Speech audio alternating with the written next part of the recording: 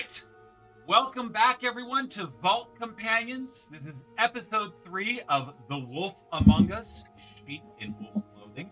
We'll be playing a mod of Kids on Bikes. I am Patrick. I will be your narrator for the evening. My pronouns are he, him, and I will pass it over to Hamna. Hello everyone, my name is Hamna, I use any and all pronouns, and today I will be playing Saiba, who uses she, they pronouns. And yeah, we learned a lot last time, so I guess we'll see where that goes. Tenny, take it away. Hi, I'm Tenny. I go by she, her pronouns, and I'll be playing Snow White, who will also be going by she, her pronouns. And I'm excited to see what we get into tonight. Gonna pass it over to Gwen. Whoa, that's me. I'm Gwen. I use she, her pronouns. I will be playing Prince Linda Worm, or Lynn for short, who also uses she, her pronouns. I cannot promise she won't grab somebody tonight. And I will pass it over to Rand. Hi, I'm Ran. I use she, her pronouns, and tonight I'm not really sure. I have been Narissa, and maybe she will eventually figure out who it is that she is or who she wants to be. Right. As you can see, we have an incredible cast gathered before you, and if you want to tip them to show your support, we have a tip jar. $3 will buy Fate, which is advantage. $5 will buy Magic, which is adversity tokens. $10 will buy a Glamour, which is +4 to any roll. Visit ko-fi.com/vaultcompanions or click the link using !tip in chat, and we will bounce on over to content warnings. Wolf Among Us is set in a fantasy world similar to our own. Please enjoy responsibly. Content warnings for this episode may include guns, fantasy violence, harm to loved ones, substance use, body horror, monsters and monstrosities, descriptions of severe illness, human trafficking, sexual acts/sex work, characters in crisis after traumatic experiences both recent and past, and medical trauma. We encourage you to step away if at any point this content becomes non-enjoyable. We are keeping each other safe at the table and want you to enjoy safely too. Use !CW in chat to review our content warnings anytime. Last we left off, Fables had just come into Snow's office for a kind of reconnoitering after the lively events of the evening before. After stepping off the elevator, they were greeted by Boy Blue, who brought to their attention that there is a news article in the local publication, Fool's Errand, that is a giant front page depiction of the boy who cried wolf and his untimely demise. And it is clear that the article points the finger at Bigby Wolf, sensationalizing the murder and asking if our sheriff that protects us is truly the beast that he once was.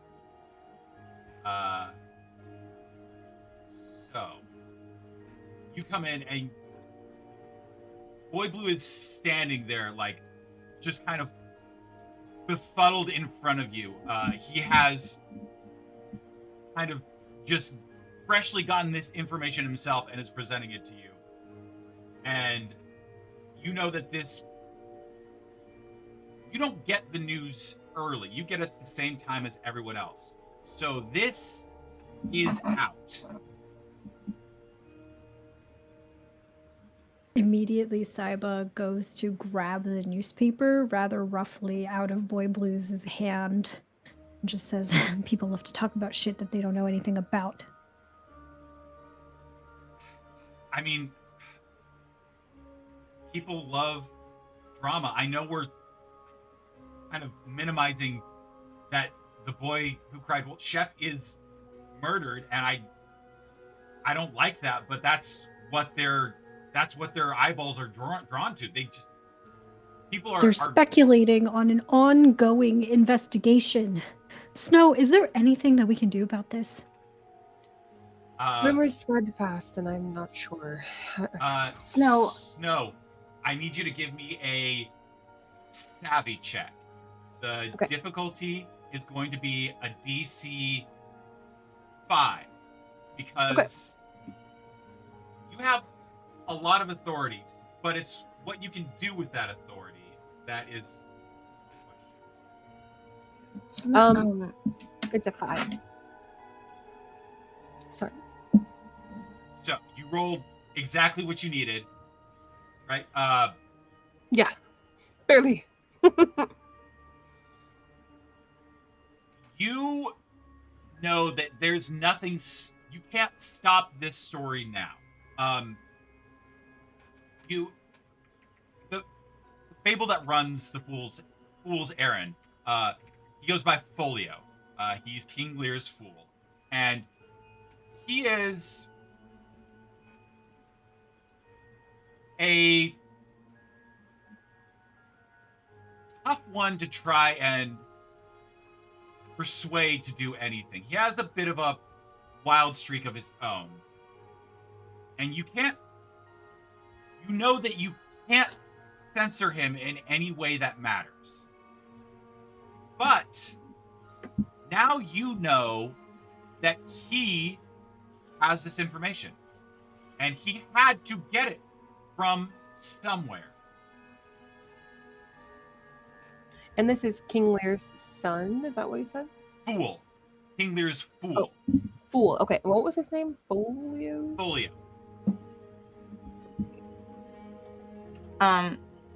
I have a plan. And we'll turn to Snow and say, Snow, you're right. And there is no reason to stop the story from spreading anyway. It is going to spread, and we can use that to our advantage. Patrick, do I know who runs Folio? Yeah, I think everyone would be aware of Folio. He's a fairly public figure. He doesn't try and hide his identity. He's very transparent about who it is that is providing this information, publishing these articles. So it would be very easy to have a conversation with him. Okay. I'm gonna say I'm going to premiere the story that I promised Rumpelstiltskin tonight. Can you invite Folio to cover the show? Maybe we can have a chat with him. That's a good idea. Oh, I was gonna break his legs. Are we not Okay. doing that? But in the meantime, the story is spreading, and we don't even know if it's true or not. Snow, you helped me before. You could do it again. You can stop these stories from spreading. It might have been an option before. But that kind of power, that kind of magic, it would come at a hefty price. To erase that many, we have no idea how many have seen this article. Okay, so don't erase, just block temporarily, or I don't know. Isn't there some? I understand. If we do it now, we seem desperate. The only way to stop the spread of one story is to create a bigger one. Can we make a splash? She's right. And Bigby did say we have to do this by the book, so I don't think it's as easy as just a simple memory charm. I guess simple is the wrong word, but we have to find a way to control the narrative, and I think you're right. If we can find a way to turn these rumors into something else, and maybe we can change this propaganda from Folio. What exactly does it say in the article? What is the thing that people are going to, like wording wise? I would like all of you to make a snoop check. The DC is. Let's do the scale again. It's going to be 3, 6, 9. Snoop. Got a 10. It's I 4. got a 9. Oh, and I exploded or whatever. Is that okay. Okay. Yeah. Ran, what did Narissa end up getting on the snoop check? I accidentally closed my character sheet. Sorry. No worries. You know, we'll come back to you because Snow, what did you end up getting with the explosion? Another 10. Okay. Going. Do I go again? Keep going, Yeah, you keep going. exploding. Yeah, That's terrifying. Oh, 1. it's very There good. we go. There we go. Evened it out. 21 is a ridiculous roll. Yeah. Bro. That's wild. Okay. And multiple 3. Best I luck got a of the 5. I got a 4, so. I think, Lynn, you're able to glean that this is kind of journalistic posturing. You can see that Folio made no attempt to approach an official source within the Fabletown government first. So he basically threw the first punch to try and get a reaction. He's trying to goad out some kind of like hurried or rushed statement from those in charge so that he has more of the power. He's trying to take the initiative. Narissa, I think you would kind of get that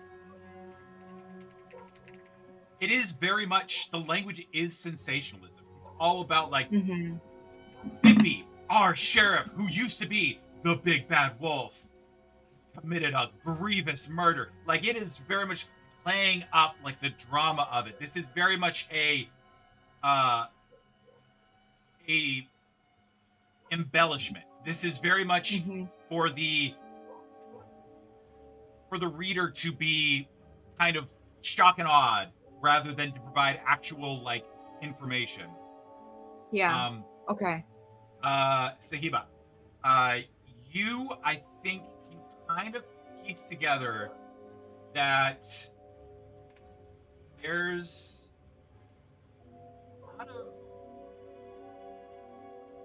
a lot of things that are being kind of thrown out as like kind of questions that have no answer. And it's not on accident. This is very much someone who is using a lot of speculation rather than true facts. So you know that this was rushed to the presses. This was not thoroughly researched. So there was a desperation in this. You're seeing someone throw something together, and yes, it was a powerful play, but they perhaps overextended themselves. Snow, there's references to the autopsy report. You haven't gone to Swineheart's yet.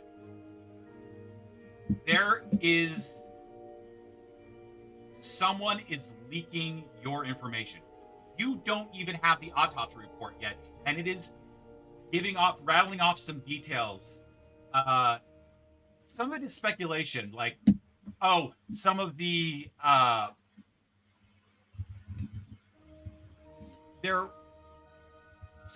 blood work had matching characteristics to rabies. And that seems wildly speculative, but it is backing it up with some information that would have come from the autopsy report.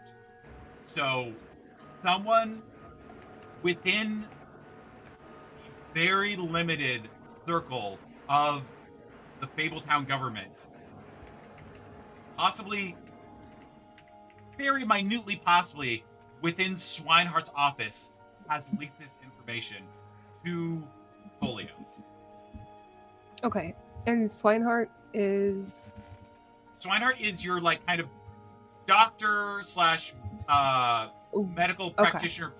Like he has such a authority with healing that he is kind of the go-to for anything both magical and medical. Okay. Whew. Do we know what, other than the rabies information, do we have anything else that's like pointed from the autopsy report in the article? Several. It references some of the injuries on the body, which you all were at the scene and saw the injuries. So you are seeing reporting on it that is accurate, which means that someone would have either had to see the report or have seen the body, because these are very specific injuries that it's listing off in a way that is hard to wildly speculate.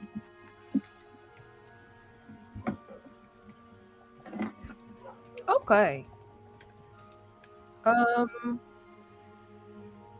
I would definitely share this information with the group, and then I think we need to get to Swinehearts. I know we have a million things we could possibly do right now, but I think talking with them might be a good first step, just to see if the files have been tampered with, anything like that. I mean, they could have seen the body, but that's where I think we should start. What do you guys think? Sure. I mean, fine. We can try and do it this way and try and spin a bigger rumor to eclipse this one, but take it from me. Once people have made up their minds about you, it is very hard to change that. It's true, but also take it from me. People have very short attention span. And this language is the same kind of language I use to promote my shows. It's not real. Well, let's fucking hope so. I know it. People are going to believe it, and then this is the kind of language that's like a piece of candy. It's tasty when the people are going to chomp it down, but later on, there's no nourishment. It will pass soon. This is not kind of language that stays. You're right about it being without substance. I mean, look at that. Rabies in the blood. We all know that there's no test for rabies. The only way to find that out is to chop someone's brain open. And, well, unless Dr. Swineheart's been digging around in Shep's brain, I don't think that they would know that. No. But you're right. People make up their mind very easily and very quickly, and they stays there like a virus.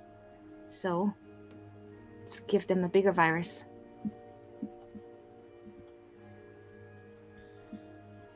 To the doctors, then. As you walk out the door to the elevator, you all get on and you descend. As you hit the first floor, you hear the clamoring voices before the doors even open. And you open to a flood of Fabletown residents, all shouting, all clamoring, and they immediately lock eyes, like, and see Snow, the authority figure, and are immediately aggressive, pushing forward in a way. There's a security guard. You have a security guard at Fabletown. Grimble. He's an old troll that has a glamour on that he can kind of pass as a human, and he can keep the lobby protected. He is far overwhelmed. He is trying his most, but he is only one troll. Yes, a troll, but still just one. And you see a figure move forward. Man, short, like really thick black hair. And I think Snow, you would recognize him. This is Momotaro.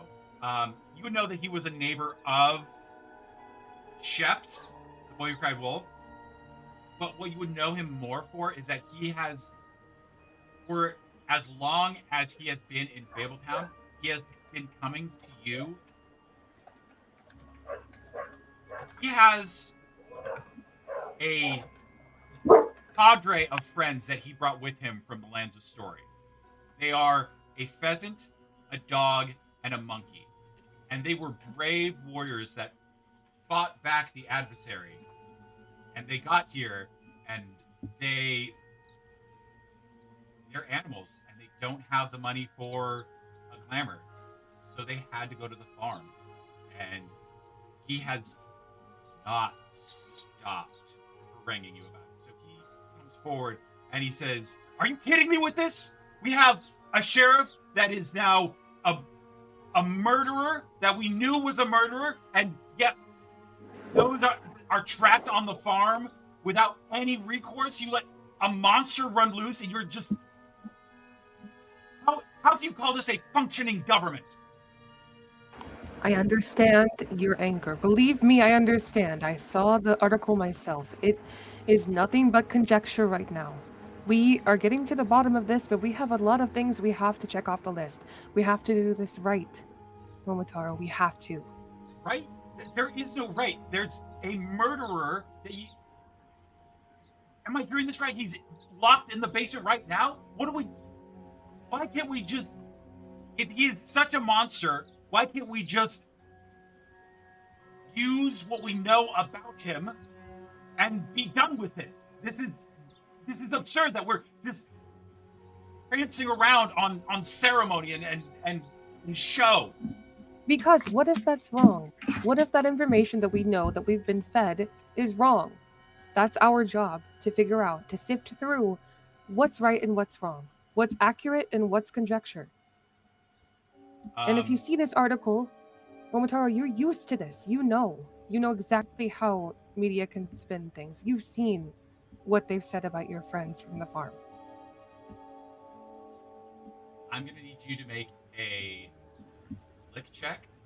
Okay. And I'm going to have you roll against Momotaro. Okay. Ooh, I got a 20. Hold on. Or I got a D20 to roll with. Hold on. You got me excited there for a second. I was like, oh my I got too excited. He's So- rocking a 9 right now. So your DC 17. is 9. Ooh. 17, Momotaro. We...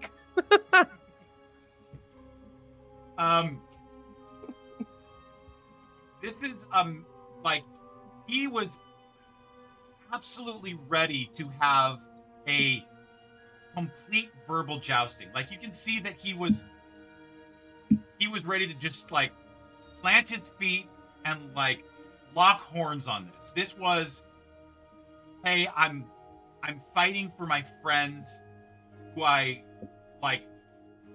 deeply honor, and I will not let them be abused in a system that they can't fight for. And you come forward with a practiced hand. Like, this is, yes, aggressive. This is an out of the ordinary kind of scenario. But there's a reason why Snow has lasted so long as the highest political figure in there's a deftness to the way you handle things that can deflect a lot of, not necessarily malice, but that kind of feeling of, I'm fighting against the system. And then they come to you and they see, okay, no, I'm fighting within the system. We're all fighting within the system. And you see, like, kind of like a bit of relaxation, a bit of like a breath taken, and he's like, I can't let this go. If we're allowing the big bad wolf to just be the monster that he is, and my friends who have done valiant things for all of Fablekind, you understand the unfairness of how this feels to be locked out of this, to be on the outside. You have my word that if we get definitive evidence, that we get to the bottom of this, and Bigby is to blame, he will be punished. With that, the crowd is still in an active din. Like, you are amongst shouting and anger, but there's kind of like a small lull, and you're able to venture out and make your way. Swineheart's office is not that far away, so you're able to make your way on foot to his office, where you get into what looks like a pretty standard clinic. You get into a waiting room that is just kind of chairs, magazines, but then you are quickly, the receptionist sees you all, and first of all sees Snow, and is like,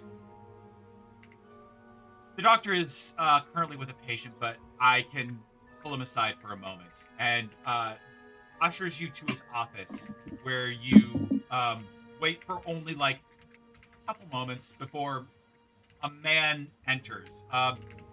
Bit like a bit more rotund, a bit of a heavier set man, thinning hair up the top that's grayed, but a stature nonetheless. Dr. Swinehart walks in. He's like, good morning, Snow. It seems that someone has been gallivanting through my handiwork. We saw that as well. That's what we're here for. We need to figure out. We need to see the report for ourselves, and we might need some explanation once we check it out. You say I need some explanation as well. I'm a bit concerned of who or what could have been the cause of this leak. And he will reach into his desk and pull out. He has file cabinets for his medical reports, but clearly this has been set aside because of its importance. And you see that he sets it down, and the medical seal, like the official seal on the side, has been snapped open. He says, I came in this morning, and this was open on my desk. And these are your findings?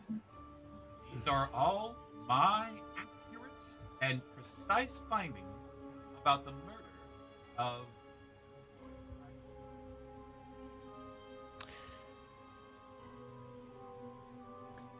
Can I check to see if this man is lying to us? Go ahead and give me a... Oh! Go ahead and give me a... I think a snoop check.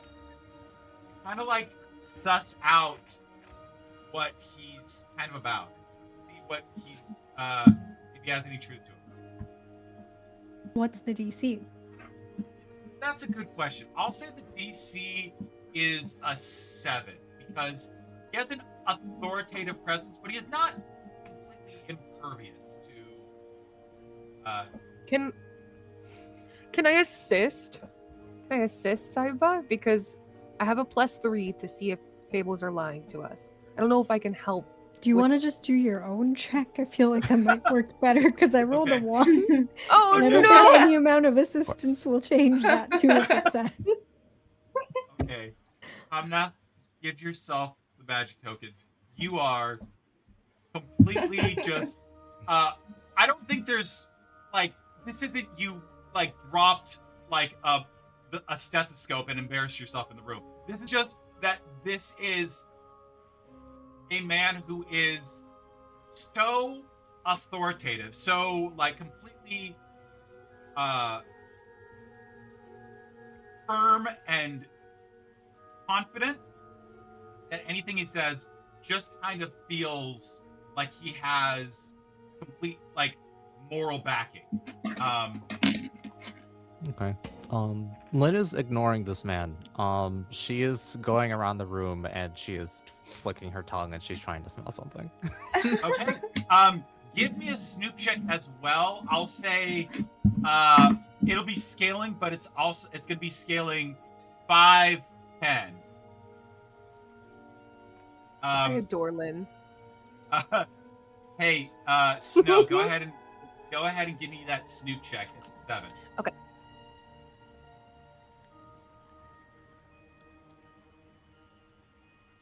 Mm-hmm. Mm-hmm. Oh, 11 Okay. altogether. Like, with the +3. Yeah. You've known Swinehart for quite a long time, and he puts a lot of his personal reputation on the line for his accuracy and his precision. It would kill him more to be found out to be false than it would to take a magical sword to his head. It is far more dangerous to him that anything of his be considered inaccurate, or that he be considered untrustworthy. He is the authority, and he would not besmirch that for any amount of gold, power, magic. Nothing would get Swinehart to dither or defer his very accurate assessments. Okay, and was there anything in his report, if we've read, I'm not sure if because we haven't even seen it yet. No, you haven't Is there seen anything- it, but you can Yeah. pick it up off the table and take a look through it. Okay. It's a pretty standard autopsy. You see that the elapsed time of the autopsy was like 20 minutes. He really didn't need a lot of time. And you see that he noted in it that all of the wounds were superficial in that they were caused post-mortem, and that the cause of death was from a poison known as foxglove.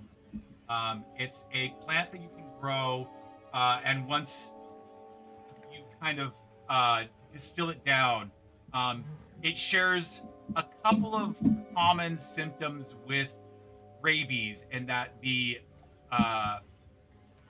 person afflicted will experience mania and kind of have maybe not hallucinations, but will have a altered perception of the world around them, and shares many of the physiological aspects as well. But that was the only mention of rabies. Like, it was just passing in order to rule out, like, you see him ruling out rabies immediately, because first things first, this looked like an animal attack, so we had to be like, it's not an animal attack.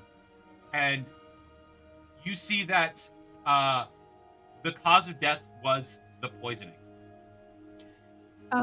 Is there a way to tell how long the foxglove was in Chef's system before? He's able to ballpark it from some of the symptoms. It was in his system about 3 hours before your time of death. And what was the time of death? He puts it at, I want to say 11. 11 p.m. Okay. Okay, so just to make sure I'm understanding, he is kind of... We think he's implying that it was seen in the report and then this article was lying about it, right? Because technically, okay, so my brain.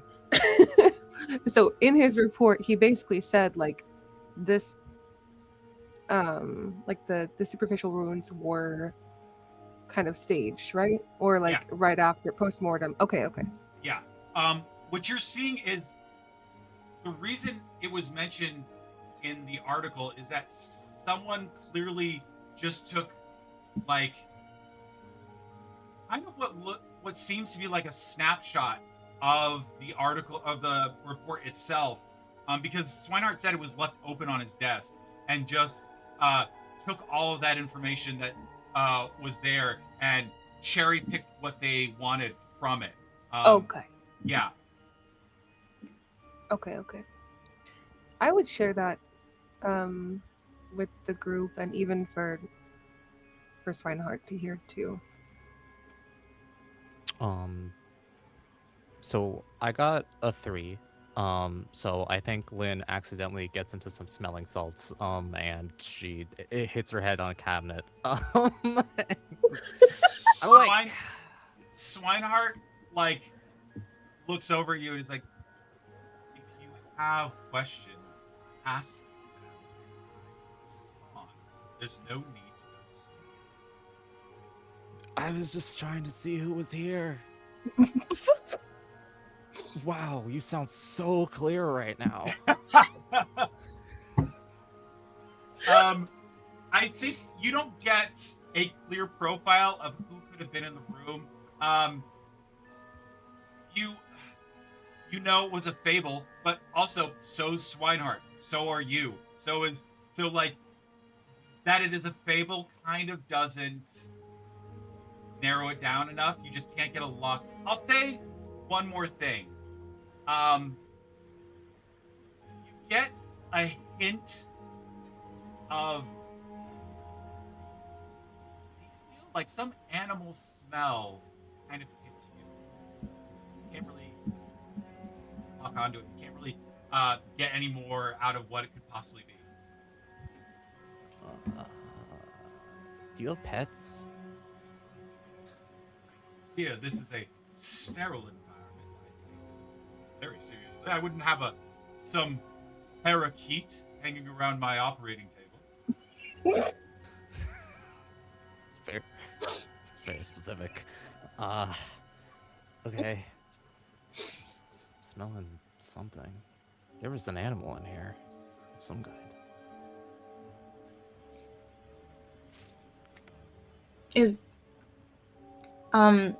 Nerissa has been kind of going around this place trying to see if she can talk to some like assistants. Oh yeah, there's people who work here. There's definitely like nurses and other like medical practitioners that are. It's just Swinehart takes over the bulk of things just because he is a bit egotistical. Yeah. Because and Nerissa knows this, right? She knows Swinehart is egotistical, and she's very he has a strong sense of integrity. But combining those two qualities, he is gonna piss some people off. Some people are gonna betray him, and he's not even gonna know it because he's like, I'm all that. Nobody is gonna dare betray me, right? Yeah. So she's gonna just try to see who it is that would be most likely. Sorry. Sorry. Who seems to be the person who Swinehart could have pissed off the most, and might want to betray him. I'll give you a. You can either do a snoop check, and the DC will be kind of, I'll say, 9, or you can do a slick check. And the DC is 15. I was hoping to do a slick check by just like chatting up the nurses, right? Like doing a little bit of a gossiping. Like the doctor looks really tired lately, you know. Has there been any conflict? Share the tea with me, you know. Yeah. And I'm gonna use my fate on this that I didn't use last time. Okay. Go ahead and roll that. Okay. That is a 18 total. Okay. You kind of are able to kind of make your way in amongst a couple of the nurses that are just kind of doing busy work, and you find this one. Her name tag says Celine, and you just are able to kind of start a conversation with her, and she's like, "Oh, well, I mean, Swinehart can be a kind of onerous. He can be a bit of a dick, but like, he is the preeminent surgeon, and yeah, he's gonna be right every single time. But I mean, none of us are really like mad about it. We kind of signed up for this. This is, you know, we he had to interview each of us. We all knew exactly who we were getting, you know, to work for. So, not. It can be hard to work for him, but we're not bad. Well, you know, I'm not gonna tell anyone. You can tell me how pig-headed he is. Yeah, I guess pig-headed applies, except he's right every single time. So it'd be different if literally once he was wrong, but you can go through his files and just read time after time where he's just right. Every single hypothesis, every single symptom that I mean, some of the magic stuff that he has found cures for is insane. I mean, I've seen some wild curses that he's been able to just mitigate just completely by medicine alone. And that is almost impossible. Like, so the man is difficult, but we need him. A difficult man who is also a genius. That sounds like a recipe for a nemesis. Does the doctor have any nemesis? Maybe not the people who work for him, since you all seem so loyal to him, which he totally deserves, but I'm sure there are disgruntled patients, people who, you know, maybe expect a cure that he just simply is too right to offer one, because sometimes they are just incurable diseases.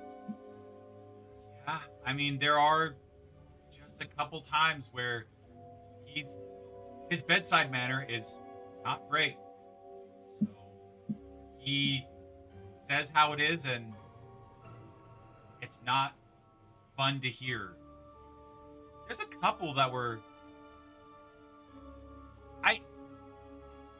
I mean, none of them would really, I don't think any of them would do something against him, but I was working late last night. I thought I heard something. I just kind of like was, you know, end of a 16-hour shift, and I was like, I have to go home. But I think maybe someone might have broke into the office. Oh, what did you hear? I heard someone in Swineheart's office, and I mean, there's been times where he's stayed late. It's usually he's just having a drink to himself, but I didn't think that anyone had done anything untoward.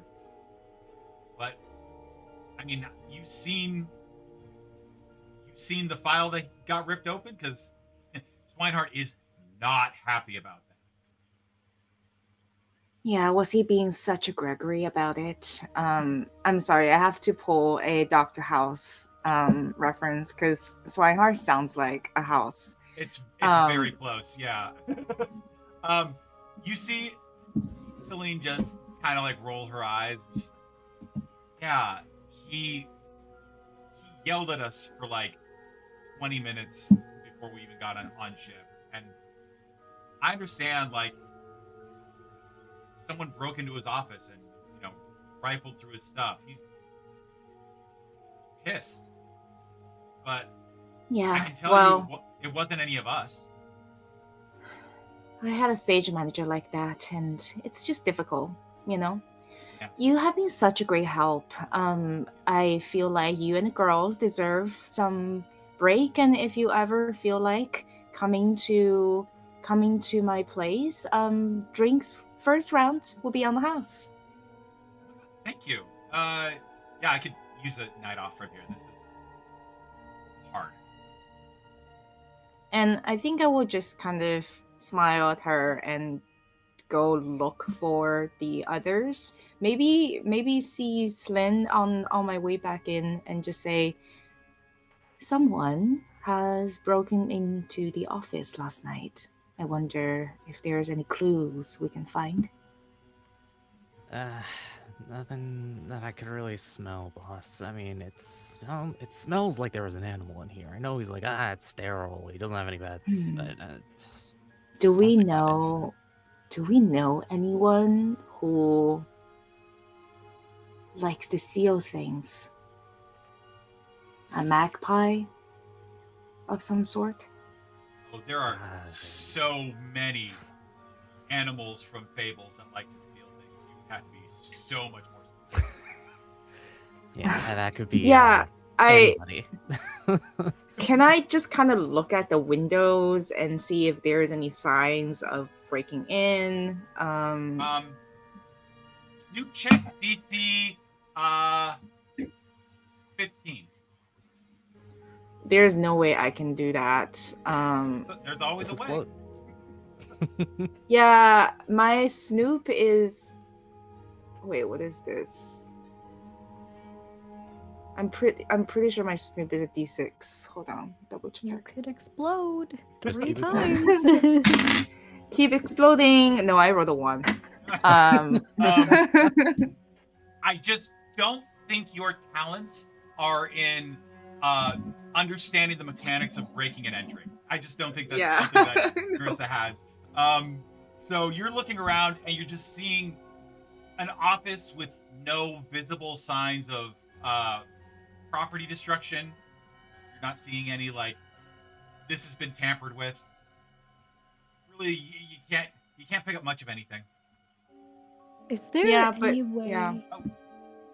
Is there any way to check whether the office was broken into magically? Does it leave some sort of residue or something that can be detected? I mean, there are spells. Absolutely, there's a thing that could have happened. So, I will allow you to make a Snoop check as well. The DC will still be. You're looking specifically for magic energy, so I will lower it a bit to DC 13 for looking for spells. Okay, I got a 3, but I'm gonna use that fate from Lix from last time. Thank you. To reroll that and hope. I got a 3 again somehow, so never mind. Yep. I think you are. I think you're casting a net to just see what can get pulled in, because at this point, there's such a wide field that you're dealing with that you are kind of just seeing how you can make it kind of anything fit into the narrative. And I think you can rule out specifically spells right away. You are like, Okay. no, someone didn't come in here and just like read a scroll and get into the window. Like, it's just this is someone who either is an expert at breaking and entering, or there's another option, but your brain is picking at it, and it's just, you feel that there is something there, but it's like a penny that you just can't quite pick up. Like, it's just, you can't get your finger underneath it. Yeah, I just don't think you can quite get there. The article from earlier today also rattled Saiba in a way that feels rather personal. And so I think there is a part of them that is still like fixated on that emotionally, and there's an impatience that kind of boils to the surface. Well, they didn't cast a spell to get in here, and honestly, I think this is all that we're gonna find here. Can we don't have a lot of time, and we need to figure out what is going on before the masses start rioting. So I think we should just. Lynn has smelled some kind of animal presence here, and there's a lot of chemical scent here. Maybe that's distracting. Maybe we could go outside, and then you could see if there is a trail we can follow. I can try, but honestly, might just be a good idea to get that fool over to your place, and I can just beat it out of him. We also have an address that we need to check out. So, I mean, honestly, for the interest of time, I feel like maybe we could just split up and handle things separately. It's not a bad idea. I imagine that putting the show together is going to take some work and some time, and honestly, that's Oh, out of well, my wheelhouse anyway. improvisation is more of a magic than a science. Right. Well, then you have kind of two avenues to travel. You can go to the Fool's Errand and talk to Folio, or whoever wants to can go to this address. It seems to be kind of an old warehouse that is in a, lesser reputable part of town. How would you all like to break up?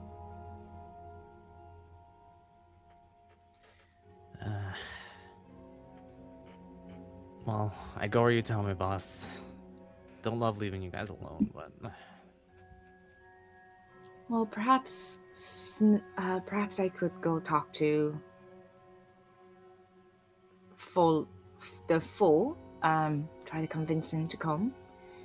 Unless, Snow, you think with your relationship with him, you could handle that. What is that above table? I got distracted. What is that warehouse about? Oh, the warehouse is the address that Rumpelstiltskin gave you. It's essentially somewhere that is operated by the queen. Ah, right. Yep. Okay. I don't trust that place. Send me over there. I think Yeah. Lynn and I could go there, and Oh, you want to go with me? I know it won't just make your day, but I think we should. I think the pair of us would do well over there. This is good. Is that all right with you two? Sure. Stay in touch. faster- All right. I'll keep her safe. All right. So, You will. So excited even for if these you scenes. Sorry. if you have to break a leg or two, you know what to do. I'm sure.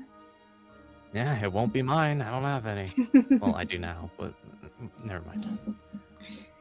It's a theater joke, but protecting Snow sometimes means breaking Lego too, for real, so I know it won't be yours.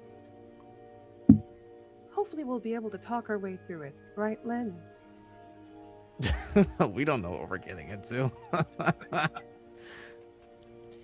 All right. We'll start with Saiba and Narissa. You are pretty quickly able to get over to the Fool's Errand. It's a small office on kind of a rundown business, like I think it's like on the 12th floor. It's got a small office space that has a couple of desks in it, so you see like a couple of Fables definitely like at typewriters punching up stories for the next issue. And at the end is a corner office that says on the door Folio. And you are able to walk in. There's no receptionist. This is such a small space that it's really just the editor at large and the writers. So you're able to easily just kind of knock on his door, and he's like, "Oh yes, come in, come in." I'm just gonna let Hi. Narissa take the lead on talking.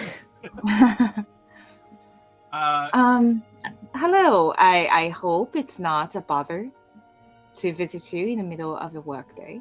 Oh, not at all, not at all. I'm Folio. I'm the editor of this. You see a man dressed in the most ostentatious suit. It has diamond silk pattern that go up one side, while the other has kind of a more striped kind of pattern to it. It's very mismatched. It's a cacophony of color, and it is very just vibrant. And he's this wide-eyed individual sitting at a desk, going over like you see several like he's working with several pieces of paper that he's kind of rifling through. You see he's kind of like working on the next day's issue. And he's like, I'm how can I help you lovely ladies? You don't remember me. You interviewed me after the case against the crooked man. The crooked man. Now, such a page turner. I was really riveted by your experience. Just absolute. Yes, And I'm sorry, I didn't catch your name. What is your name, Miss? Saiba. We haven't had the I'm Folio. pleasure of meeting. Yeah, I know. Well, what can this paper do for you at large? Perhaps there's something scintillating that you'd like to share with me. Is there more on the crooked man? Well, yes, in a way. Well, I do not blame you for not recognize me. I changed my hair. I hope you like it. Well, there has been a lot of new development after the Crooked Man has destroyed many lives. I have started over and turned a new page, so to speak, and your story today in the papers is just simply inspired, and I dare say it's not that you can do something for us, but rather there's something perhaps we can do for you.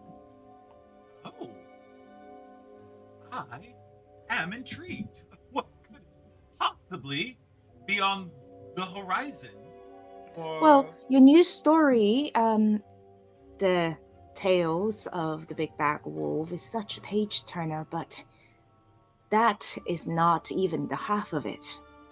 There is much more, as you know, Bigby is a man who has been sinned against more than sinning.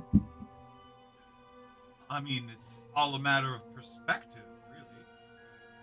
Of course, but you and I, we are both in the business of perspectives and telling the stories that comfort the afflicted and afflict the comfortable, right? It's one thing for you to get the news, it's another for it to rouse you into action. Of course. And sometimes today's news is just the beginning of a story. And then you have the rising action, you have the climax. So I'm just here to invite you to, well, I'm premiering a bit of a documentary theater that is inspired by live events. And perhaps I was hoping that you could be an audience of honor, as well as perhaps an important part of it.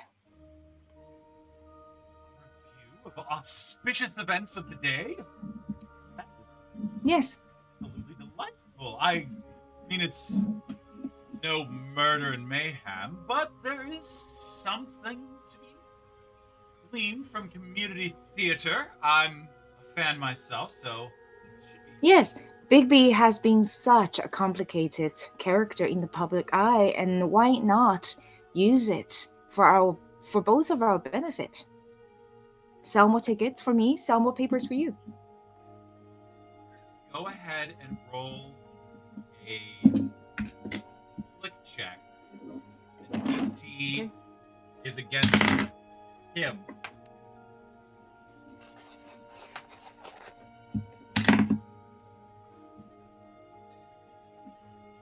Okay. He rolled a 24.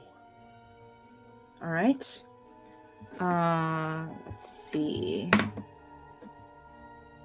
That is a 17 on the die. Add 3 for my ability to be 20. And I'm going to use all 5 of my magic token, adversity token, to make that 25. Give me a sneak check. You are in an office that is Fables, but it shares the same floor as offices that perhaps are a little less magical. So the DC Okay. for your sneak check is going to be a 4. You just have to beat a 4. Okay. My sneak is... There's too many tabs open. Okay. I'll say this, Saiba. Give me a snoop check while he is distracted. I'll say I got a DC 6. the DC is going to be, I'll say a 5. Yeah, you are able to deftly kind of control the vibe, the space, the environment, and he is ensorcelled by your presence. He is absolutely undivided attention. Like, he very much had the presence of someone who is entertaining a host for a party, and at some point he became an audience of yours. He became very much enraptured by what you're saying. Saiba, what did you get on your snoop check? I got a 6. You are able to. Folio doesn't seem like the type that is concerned about being careful with sources or materials that were sensitive. So you see that all of the assembled pages from yesterday's issue, or the issue that was this morning, are just swept aside into a bin. And you are able to easily pick out a picture of an autopsy report on Swinehart's desk. A very clear Polaroid that is multiple, like it's the top down and then multiple shots of particular passages. So I'm just looking into the trash, right, as they're speaking. Pretty much. Like just looking. Okay. Is there any way that I would have a opportunity to actually no, you know what? I'm gonna make my own opportunity. As they are talking and not Swinehart and Folio is distracted, Saiba is going to has been just walking around the room, kind of like looking at all of the, you know, pictures on the wall, books and bookshelves, like all of that kind of thing, kind of as if they are just admiring the space. And as I get to where the trash can is, I am going to absent-mindedly just kind of kick it over so that its contents spill out. And I'll go, oh, I'm so sorry. Let me clean that up for you. No, And I can take care of that. It's no, just it's okay. yesterday's. Don't worry about it. Oh, thank you. I mean, it's just yesterday's news. Not much use in having it around. And I'm just going to like clean up all of this contents and put them back in the trash, but I will do so slowly and deliberately so that I can get a really good look at everything that's here. Do any of the materials indicate like who took those pictures? Is there a name of the informant or any other details that I can glean? Like maybe there's like, I don't know, they accidentally got their hand or their foot in one of the shots or something like that.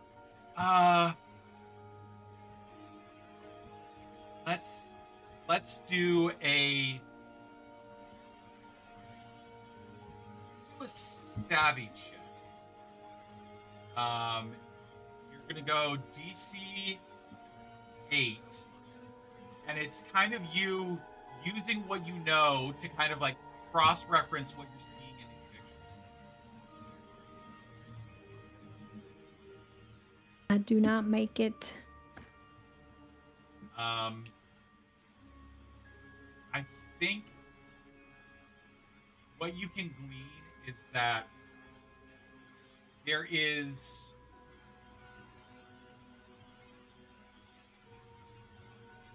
so many people that it could be that you try and rule out some batches of people. Like you're like, the nurses clearly weren't malicious towards their employer. They wouldn't really have anything to gain from it. You members of the public, I mean, that's at this point you kind of wild conjecture. The only thing you can lock onto is that the story wasn't out yet. It was all rumors, and this person knew to go to Swinehart's to get pictures of the autopsy. So you can't really piece together who it is, but they knew without a doubt that was going to be there, and they prepared themselves. This wasn't an accident. They didn't happen upon the autopsy report and thought, ooh, I'm gonna get this. This was pre-calculated, and definitely there was motive behind it. Narissa, oh yeah, go ahead. Well, I was just gonna say, I think Saiba just kind of gets up and says, Folio, I'm just gonna take out your trash for you. You know, might as well kill two birds with one stone. If that's cool with you. And it's looking a little full. My goodness, I am loving the two of you. I mean, the presence, the generosity. This is come by more often. I would love to have you. Maybe we'll do a cheese thing sometime. Just some champagne and cheese. Right, Narissa, I'll see you outside. You know, trash. And I Narissa will give you a wink, and yeah. Yeah, and Saiba's just gonna take this trash bag and just leave, go outside with it. I'm not throwing it away, obviously. Obviously. But I will just wait outside the building. Yeah, you see no concern or recognition on Folio's face as you take very sensitive materials out of his office. And move away. Narissa, he is completely enraptured with you. Is there anything else that you wish to say to him? I think not saying to him, but I think at this point she is trying to get him to maybe have a Freudian slip, and tell her about, like, this story you have been following for so long. Who else has he interviewed? That kind of thing. The story from yesterday, or Yeah.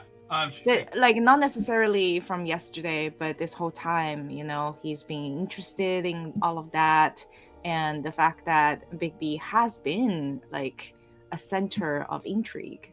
Yeah, he leans in. He's like, actually, I wasn't interested at all. I mean, Bigby's rather quiet if you are paying attention to him. He's just being the sheriff. This was sensational and just dropped in my lap. I couldn't say no to that, and I'm still. Oh, of course, I totally understand. I'm still waiting for what Fabletown proper has to say. But I mean, well, I was just presented with this opportunity.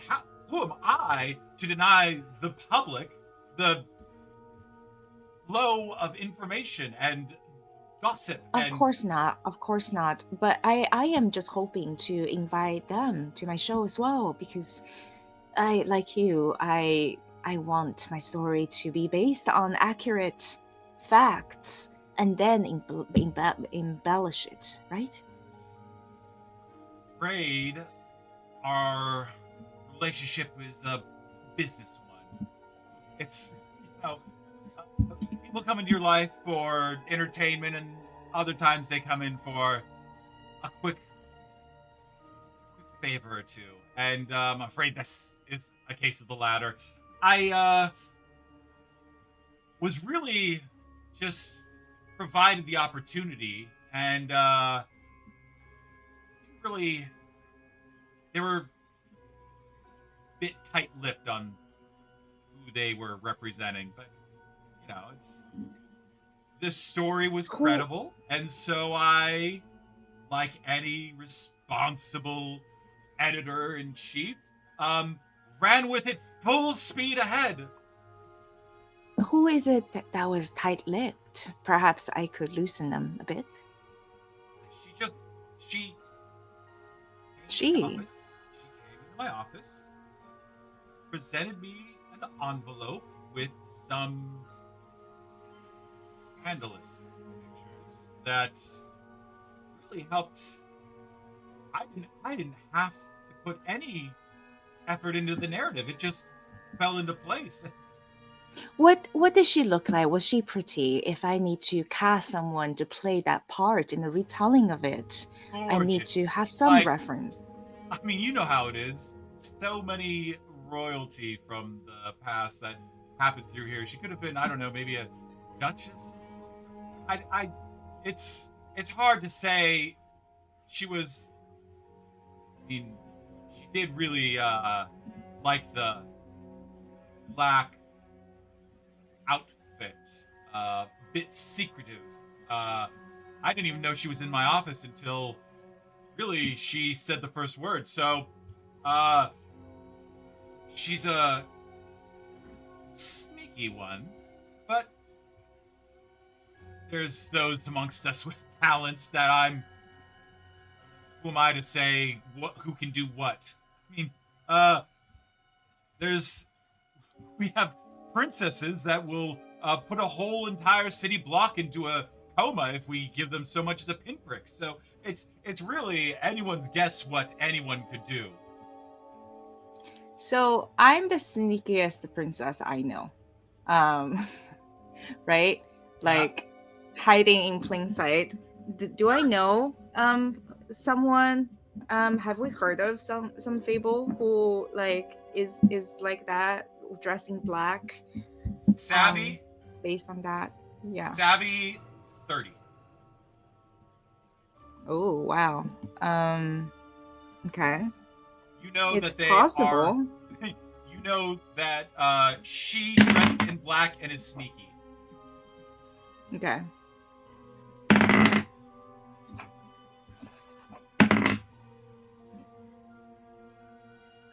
Wow, that is so close. I rolled a 23 because I rolled a 12 on a d12 and then I rolled an 11. So not exploding. It's still an incredible amount. So what I will Yeah. say is this. You are taking thoughts that are just kind of like orbiting in your brain space and trying to tie connections in. And I think you take something. Folio said she came into his office. Lynn said that there was some animal in Swinehearts. With the scent of an animal. Why not both? There are so many fables out there that are either using glamours to hide who they truly are, or those are animals and people all at once.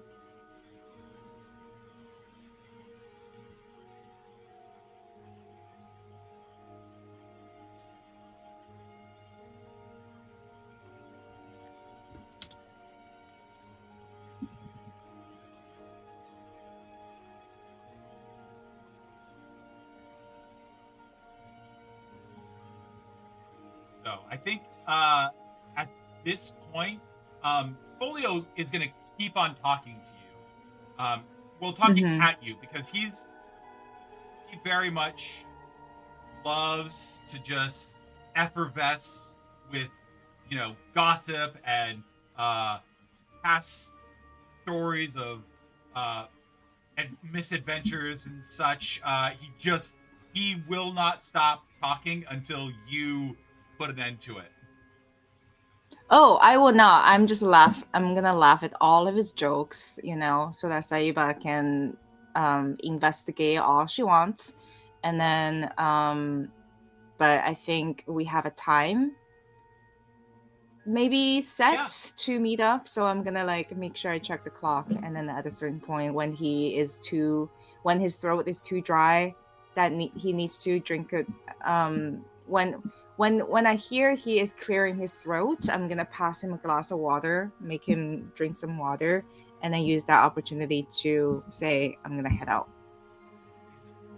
It's been such a pleasure. I mean, I know we only got to know each other under tragic circumstances, and I'm very, sorry that came to pass, but look at us now. This is absolutely delightful. Drop by anytime. Of course, I will. And you are able to join back up with Saiba outside. And Saiba, you've been just going through all of this documentation. It does seem like it's straight up just pictures in an envelope. It's very sterile. There's no notation. There's no kind of there's nothing that would indicate a quid pro quo. This is an envelope that has pictures of the autopsy. And I'll say, give me a snoop check, and we'll say 369.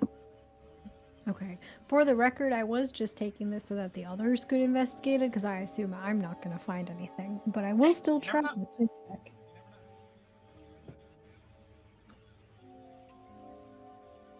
Okay, for some reason my dice have decided they love me.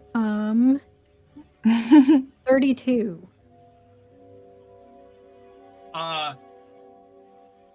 There's you find tucked away pictures of the crime scene. At some point in time, someone took pictures of the crime scene. It's clearly at night, and it's long before you got there to investigate yourself. So, whoever this person was, they had a busy night, and it was very, very motivated, very goal-oriented, from place to place to place to make sure that all of these things piece together. Because, as I said, there is no, like, hey, this is the story you should write up. This was very much someone who understood the narrative direction that Folio would be inclined to go, and simply provided them the means to get there, with a lot of leading photographs. Okay, well, I will keep the photographs, throw away the rest of the trash, and just show Narissa and be like, honestly, I don't think this really narrows it down at all. Anyone could have gone to the scene of the crime and taken pictures. Do you know any? And she will like look at it and then examine and shakes her head because she's not a CSI person, and then will look back up at Saiba and say, "Do you know any fable? A princess in a dark dress flies around, turns into a bird, maybe, or an animal, and breaks into houses." Not a Does that ring a bell? princess, but I mean, that sounds a lot like the evil queens from some fables. I mean, wasn't, what's her name? Maleficent? Wasn't she like that? Was she an animal? She could Can she turn turn into into- many of them. I mean, she could turn into a dragon. Oh, maybe a sneaky animal. Well, I am not sure, because the dark dress thing is very specific. Maybe we could go look in the records at the Snow's office. Maybe. I know that they keep a record of all of the different fables that are here, so surely if we read through enough stories, we will be able to find them.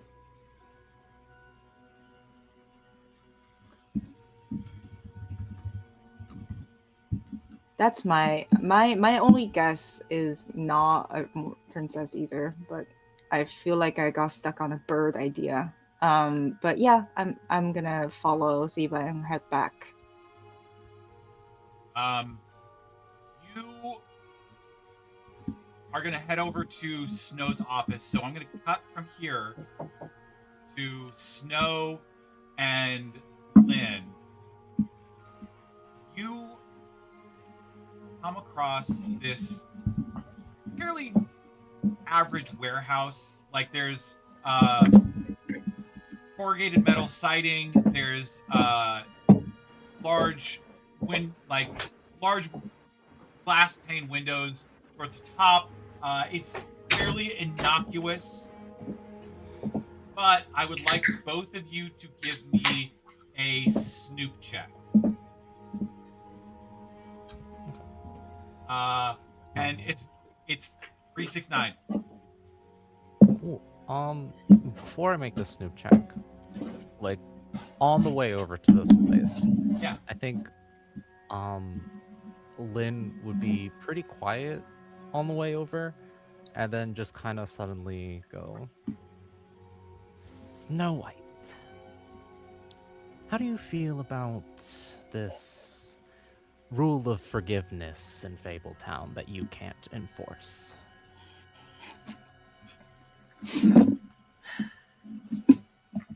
Above table, I'm gonna need some help. What does she mean by that? Rule of forgiveness is the idea is that when you come to Fabletown, you are acknowledging that you all had a past history and that is forgiven. No matter what transgressions, no matter what perceived notions of any fable, once they arrived in Fabletown, clean slate.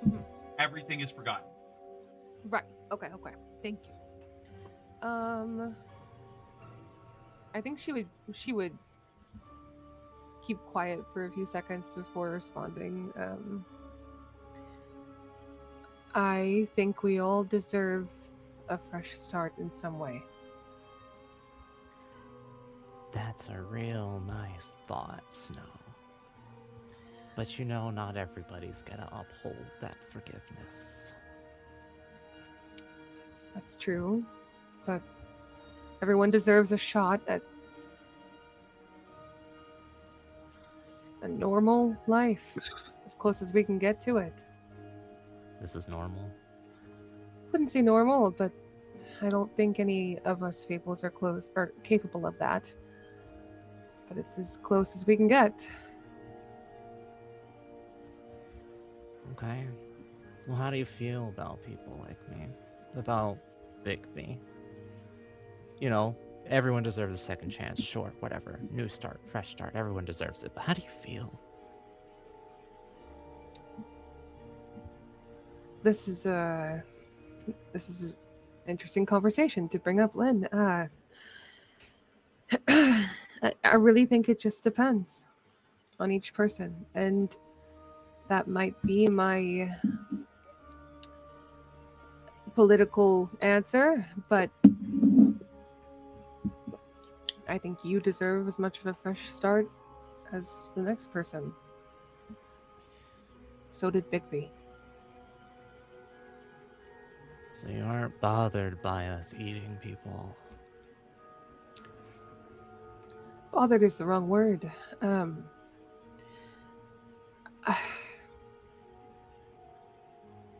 You're trying your best, right? You're trying to do better than you did before. Oh, well, I never asked to be a monster. I think that's harsh. I don't think you... Do you think Bigby is a monster? Bigby's a wolf. Did wolf shit. And now he's doing sheriff shit half the time. I think he gets a rough rep because of that forgiveness nobody wants to give him.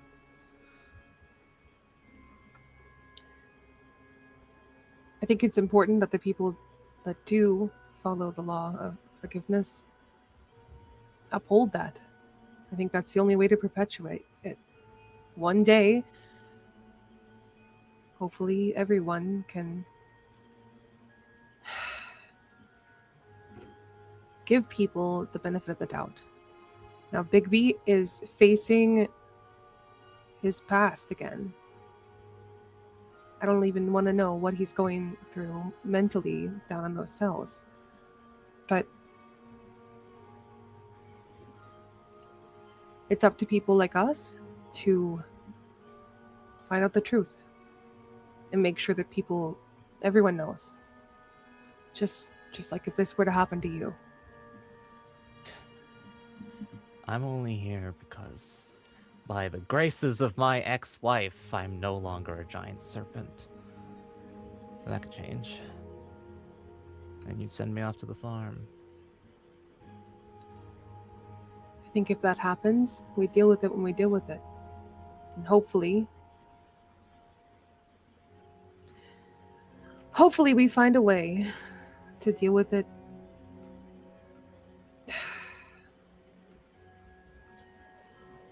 You're catching me off guard here, but I really think we can find a happy ending to Bigby's story, but hopefully yours too. This is bigger than me and Bigby. You know that. I know seeming optimistic right now is naive, but what else do we do? You know, we can't just sit back and let this happen. Yeah. We do exactly what we gotta do. And I'm I just sure. wanted- Go ahead. I just wanted to know what you would say. Are you afraid of me? If I were afraid of you, I wouldn't have come with you. I wouldn't have brought this up. If Bigby trusts you, I trust you. Bigby handpicked these people. You, Saiva, Narissa, me. And I trust his judgment. So no. What I am afraid of are these rumors. Fables are... Some of these fables can be quite theatric. Colorful with their paintings, and I'm not sure how to stop it, but I am sure that I'm grateful to have you by my side, even if we haven't worked together before. Not like this. You're actually trying. Okay. And then it's just gonna walk off and do a perimeter. Yep. Yeah, let's do your snoop check now. Oh yeah. 369. What is that? How does the 369 thing work? I'll give you something basic at 3, something better at 6, and something really good at 9. Okay. I got an 8, and I would like to spend a magic token to get enough. Yeah. I'm gonna need you to make a sneak check, and you are out in public. So this is gonna be a DC 10 sneak check. Fuck me. Cool. That's good.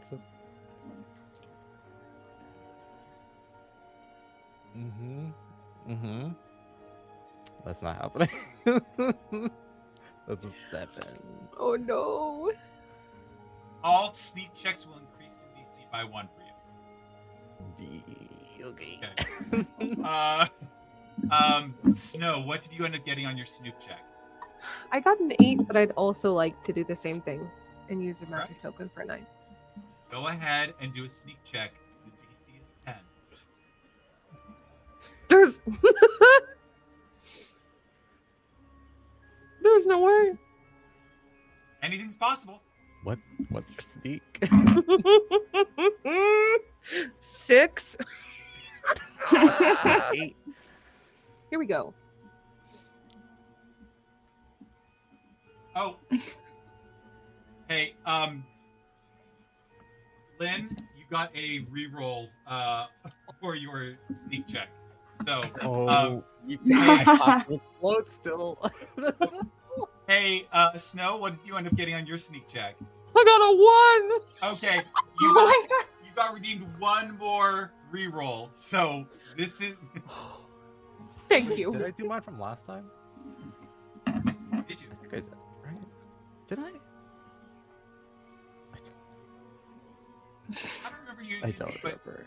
Just use this. Because I got another 7.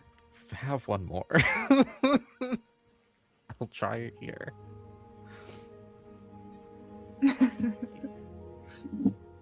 That's worse. Okay, cool. Blew all All right. that. But it's not sneaky. All right, Snow, what do you end up getting Wait, is it a reroll on the on the sneak check? on the sneak? Okay. Yeah, I got a 2. Good. Just We're doing great. We're just cementing our failures. Yes. Are yes. both 1 higher DC on sneak checks? Okay. So you are doing a perimeter check, and I think as you're going around, you hear someone be like, "Hey, did you hear something over? Is someone around the side here? Yeah, we gotta check it out because I heard something over by the." And so, as you're kind of like at like dumpsters, you have to like quickly run around the corner and just go into the first door you see, and it puts you inside the warehouse. As you hear voices kind of following where you were outside, you are now trapped in the warehouse here because if you go outside, there are some voices there waiting for you. And I'm going to tell you this, they didn't sound like Fables. And so anything you do is going to be very complicated. And with that, we're going to go ahead and go to break. So, everyone, we'll be back in 10 minutes where we will see what's going on inside this warehouse.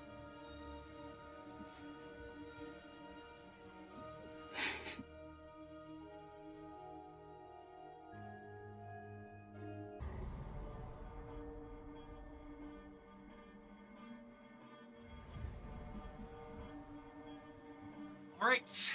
Hello. We are back from break. Last we left off, some of our fables decided to take a look around a warehouse, and then, they almost got caught by some guards, some people that were hanging around there, and have unfortunately had to kind of flee into the warehouse. The doors slammed behind them in order to cut themselves off from those who were pursuing them.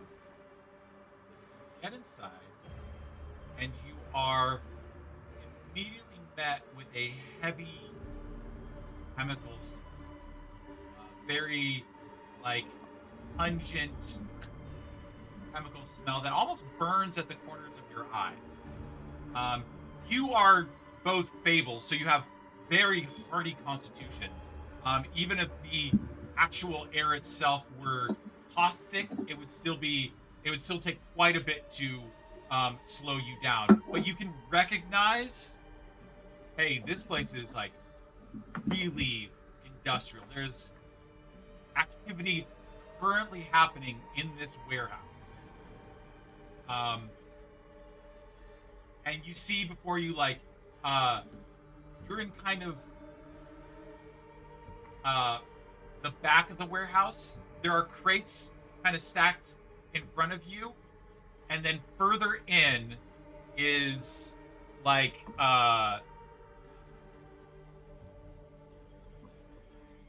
it's, you can see activity further in, but it's not obvious what it is. What would you like to do? I'm gonna catch my breath. This place stinks. Kind of sucks. I don't know who that was, but we cannot be seen here. Yeah, there's mundys crawling around here. We gotta be careful. Do you see what's up ahead there? Nope, but I can get a closer look. You should just watch my back. Okay. She's gonna like literally turn towards the door and like just get ready. Okay. Give me a sneak check. The difficulty is 4, which makes it a 5. Okay.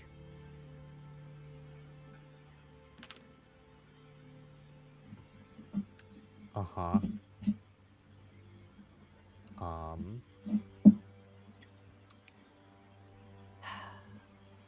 Do I use a magic token? I will use a magic token to make it a 5. Now have another sneak check to make. And now Say, another one. This is a 5, so it becomes a 6. Oh Okay. no. That's cool. You got it. That's cool. 7. Ooh. Oh, okay. So there is Worm is, in a sense, a serpent. There are serpentine qualities, and you kind of tap into that, where you kind of weave in through shadow around, and you make your way further into the warehouse, where you see quite a few of the mundane people working there, the mundys. And what you can perceive is that they are manufacturing and they're packaging and getting ready for distribution. Appears to be illicit substances: cocaine, ecstasy, several very kind of running down the list of just, this is drugs. Go ahead and give me a snoop check. And I will say this one will scale as well, but it's going to be 5, 10, 15. Okay, let's see. Now, what if I told you I got a 2? You Do you still have your feet? Or no? No. No. Okay. I don't. You are Rumpelstiltskin handed over this address. This is an operation run by the Queen, which makes it a Fable operation. And yet you are seeing an abundance of just mundy people. Just regular, mundane workers filling this warehouse, filling this space. They were on the outside guarding the entrance. They're inside now. And they're doing narcotics. Why? Like, trying to piece together why the Queen would be involved in narcotics. It seems so troubling. It's so, like, it doesn't, there's nothing for her to gain out of this. This is such a bizarre course to take. It's so basic. Yeah. Snow, what are you currently doing in the warehouse?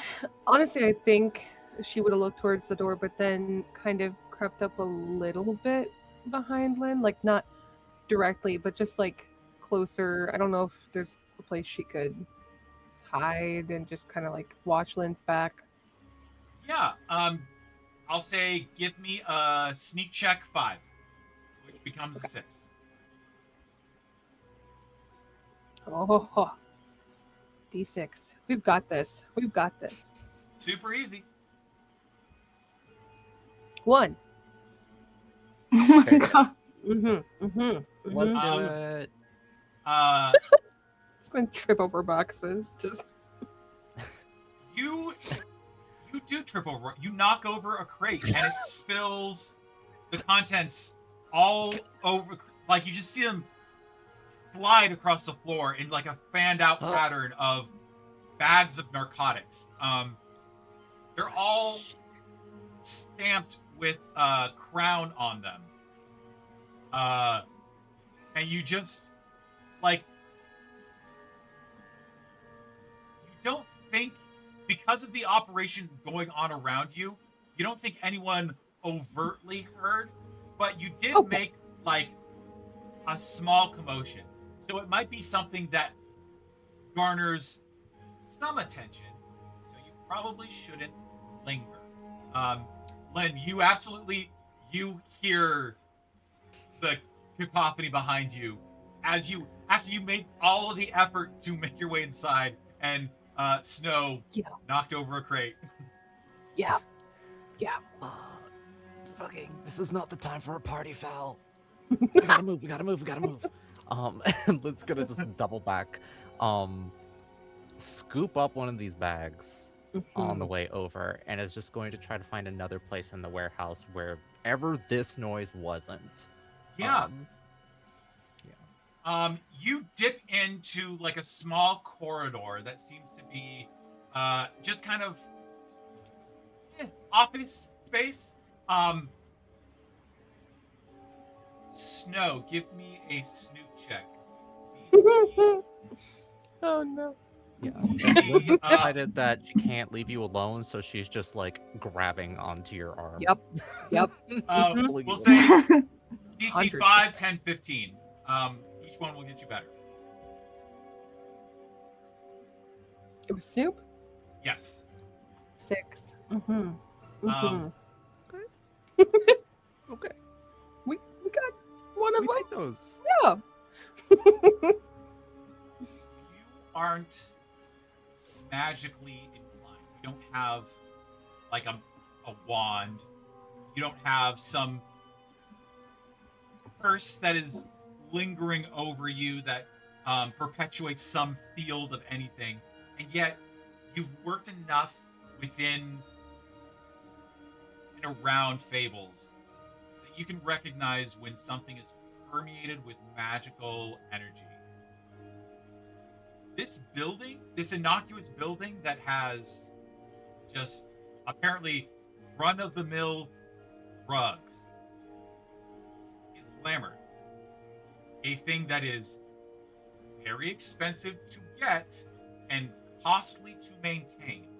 You can feel this glamour just as a standard. It's the default. It is just in the air. You can feel it. Do I know if it's like the actual building, like the outside of it, or do I know anything about it other than the fact that I can feel it? Like, No, all you can tell is that it's permeating this building and this whole space. okay.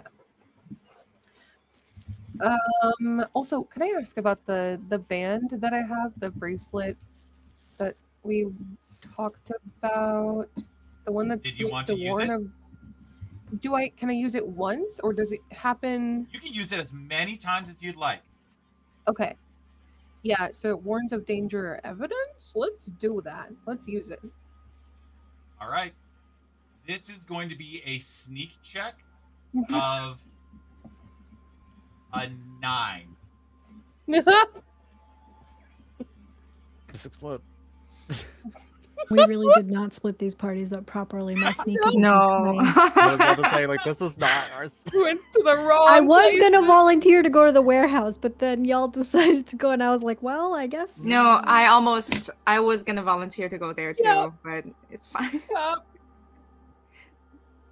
Oh, we did explode. Okay. Nice. Just gotta Okay. get 3 or more.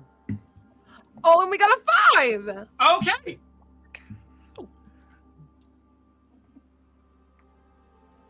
That's not normal. Okay.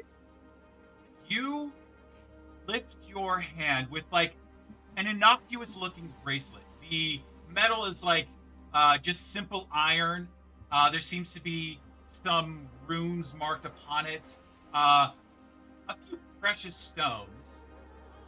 Something that could be mined very easily. These are uncut stones that are just embedded into the metal.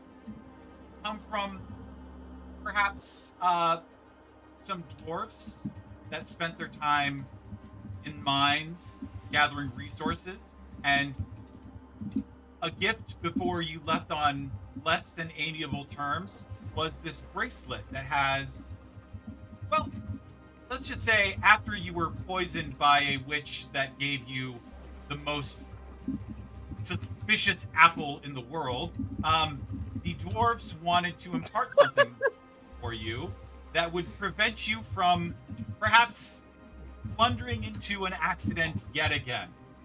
That's incredible.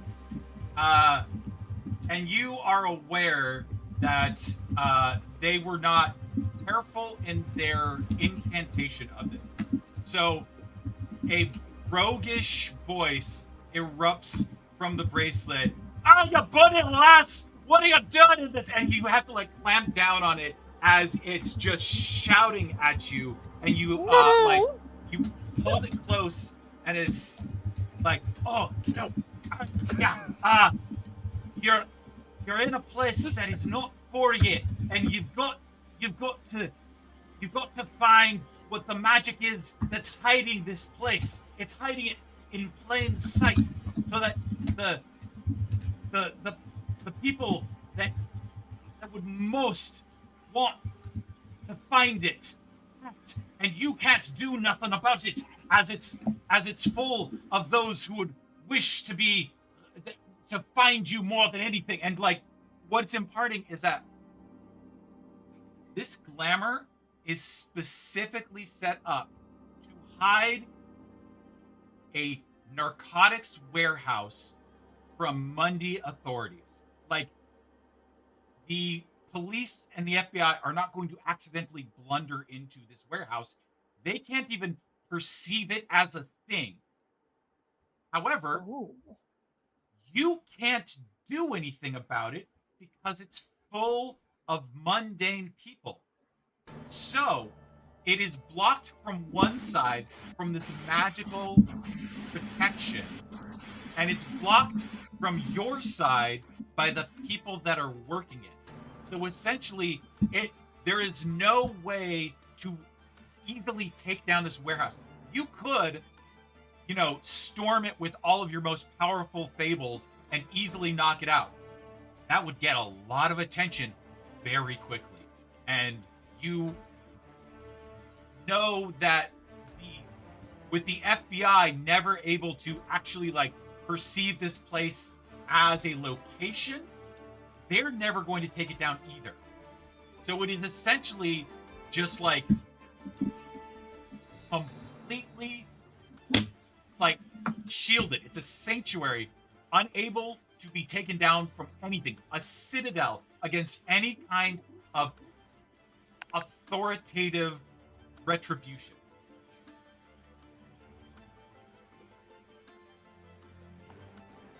Sorry, my dog is having a dream right now, and he's barking in the dream. So, Very cute. sorry if you hear that. Wow. Okay. All right. So, she's gonna keep her hand on the bracelet tightly, and just kind of whisper to Lynn. Did you What the get hell was that? Did you get that? I think everyone in this building could have I'm got that. pretty sure. Yeah, they were. Very loud. Very loud. Right. So. Okay. This is a so- dangerous building. Yeah. Mm-hmm. Yeah, no. So the Mundy authorities don't see this place. It's glamored. The queen, whatever, is making Mundys make drugs. For what? For money? I don't know. You have the bag, right? Oh yeah. What I is would. It's not I'll say you have the senses to easily perceive. It's not particularly good product, but it's not offensively cut with anything. It's middle of the road. It's as if it was specifically manufactured to be just innocuous, just the most medium of drugs. It is so purposefully built to be just not a significant outlier. It's mid shit. It's just Snow's just good. They don't want anybody to. They don't want to be the best thing on the block. They just want to move it. Mid. Okay. Right. Okay. So they're clearly hiding something deeper in here. I guess so. I don't think any of these Mundys know what they're doing. I think they just think that they're making drugs, but the drugs are a cover for something. Or they're funding something. Yeah, I think you can Okay. piece together that the drugs essentially are meaningless. They're The red. they're simply there to be an obstacle for any Fabletown authority because you can't take down whatever is happening in here while the narcotics operation is going on. So it is essentially only there Oh, in any capacity just to be a difficulty or anything to stop it. So whatever is happening, it isn't the drugs. Huh. We gotta find something. Something's in here. right. We need to. Okay. Is there any other area that we can see that like lead to like a downstairs or like? Yeah, you're in like kind of a rundown office spaces that they clearly use for just temporary storage. Like you're not seeing a lot of active work on desks. You're just seeing kind of like boxes and things being kind of shuffled into these spaces. So you can keep on venturing further in. I'll say you are noticing that there were guards on the outside, and you can feel like there are possibly some more on the inside, but they're not actively looking for you just yet. Um, you know that you're just aware that this space isn't free to roam about the cabin. Like you have something here that will not want you to progress. Okay. Snow, Yeah. you stay within like 5 feet of me. Okay? Yeah. Don't Mhm. touch anything. This is the last Don't- time I wear heels. Yes. Eh, To a warehouse. I can't believe you were princess, man. I swear. Yeah. Okay. Yeah.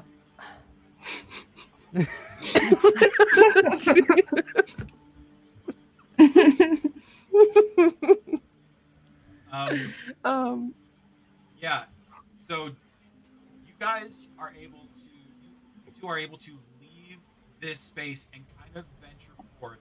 I want both of you to give me another snoop check, Oh no. and it's again, Great. it's gonna be 369 because you're in the space, so you can. It's just what are you picking up while you're here? 4. Pull up. I exploded. Pull up. Oh, Nice. okay. Nice.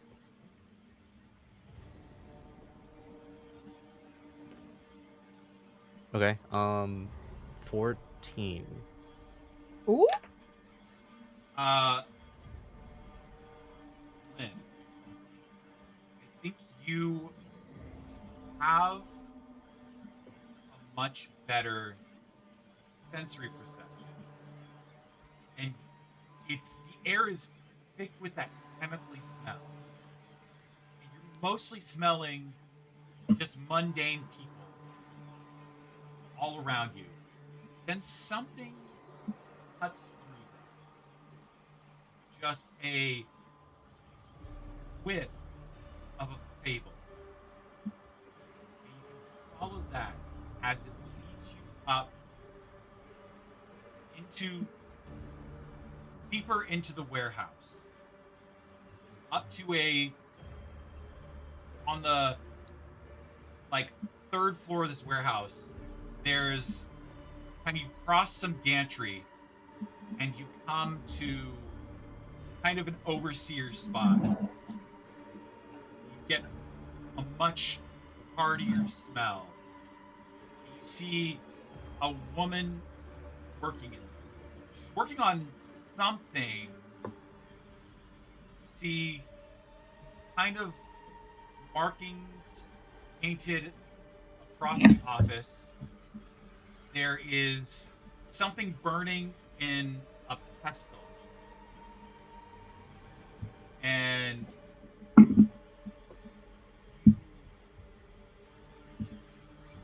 open the door and hear her kind of chanting something. I'm gonna need you to make a sneak check. You got this. No pressure. Or do I just do what my heart wants? Do what your heart wants. Do what your heart wants. Instead of sneaking, can I just grab her? All right. I need you to make me a sharp check.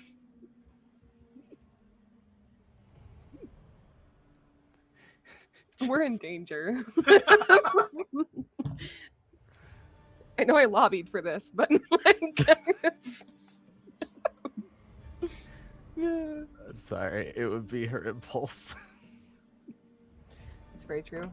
What's the... I just rolled it off my desk again. What's the DC? They rolled a 15. Oh, it's contested. Very good. Oh! Hold on. I got a 30. I'm sorry. You see this frazzle-haired woman snap to attention right as you come in the door. Shit! And she makes a bolt for the window. Like, you see her immediately try and flee for the closest thing that looks like an exit. And you are able to grab her by the foot and pull her right back down off the desk that she, like, mounted. And pull her and, like, essentially just push her against the wall, pinning her in the spot. And she's like, easy, easy, easy. I give up, I tap.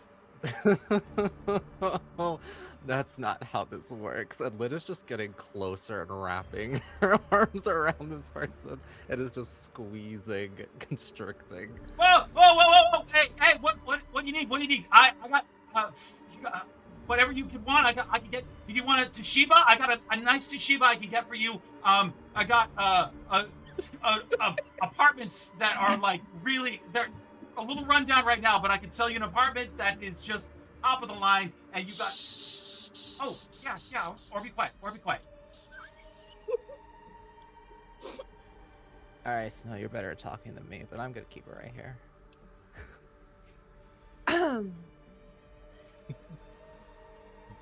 What's your name? Well, I mean, She's clearly uncomfortable with this, but she's just like, all right. I hear they call me Felicia, but you might know me better as when I sold the Emperor his new clothes.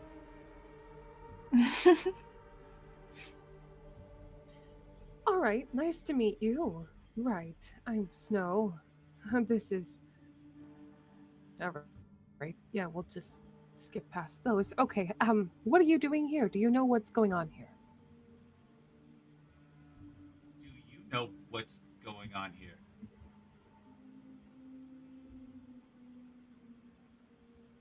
What? She's being evasive. You can make a slick check to try and get around that. Okay. Oh, 20. Hold on. Or wait. I need to stop saying the actual die that I'm rolling. I keep until, thinking that you Sorry. roll a 20, and I'm I'm just like, really oh my excited. God. Sorry, I didn't say when I rolled a 20. I did roll one. 13, and then would this count as like... I don't think it would count as the... Where is it? The trait, the suspicious. Oh, it absolutely would. It would? Yes. Oh, okay. Then 16 altogether. They rolled a 23. Yeah. Okay. So sorry. You see them be like, "Oh, you found us with our cocaine and our other illicit drugs. Darn. Oh, You're gonna have to shut down. It's a shame, Okay. really. We're making so much money and Snow, doing the we drugs. tried it your way.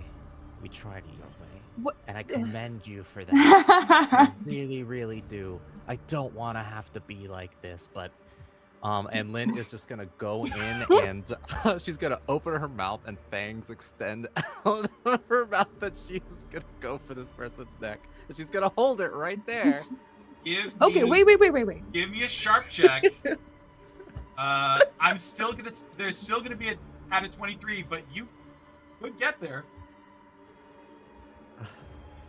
Ugh, okay. No. Oh no. Nah. Not even Use close. the. Okay. Not even close. It's okay. They straight up like panic glaze, and they're like, okay, hey, we're all a little amped up, we're all a little keyed up here. I understand that. Let me help you. Let me help you. What are you trying to get out of this? Because I got things that I can provide for you, and it's just name your price. Well, I haven't eaten in hours, so it's gonna have to be good. No. What do you know about Rumpelstiltskin? Felicia? Was it Felicia? Rumpelstiltskin, he sells the drugs for us, and it's really just a low man on the ladder kind of thing. He's just the plug, how we get stuff out the door. Is he the one running this? No, absolutely not. I wouldn't trust him as far as I can throw him, and I have sciatica. All right. Yeah. Right. Good. That's smart. All right. Okay. So who is running this? I can't tell you that. She'd kill me. Or worse. There's worse things that she can do other than killing, and that is, I don't even like imagining those kinds of things. Okay. How about this? Why don't you tell us where she is? You don't have to tell us who she is, but we would like to talk with her. We might be able to arrange a deal, especially with what we've been dealing with recently. A deal? I mean, it had to be a very sweetheart deal on your end, because she will do terrible, terrible things to me. The worst stories that you could possibly imagine, and more. And I do not want to try and figure those out, because that would be a long, painful trip. But if you're bringing her a deal, she can't refuse. I can't. This is great. You are seeing someone be so evasive, deflecting as much as possible, and you can kind of. I will allow Lynn, if you want to progress further, you can do another sharp check. I'll do it. You got this. 23 is so high. It's not going to be a 23 anymore. Okay.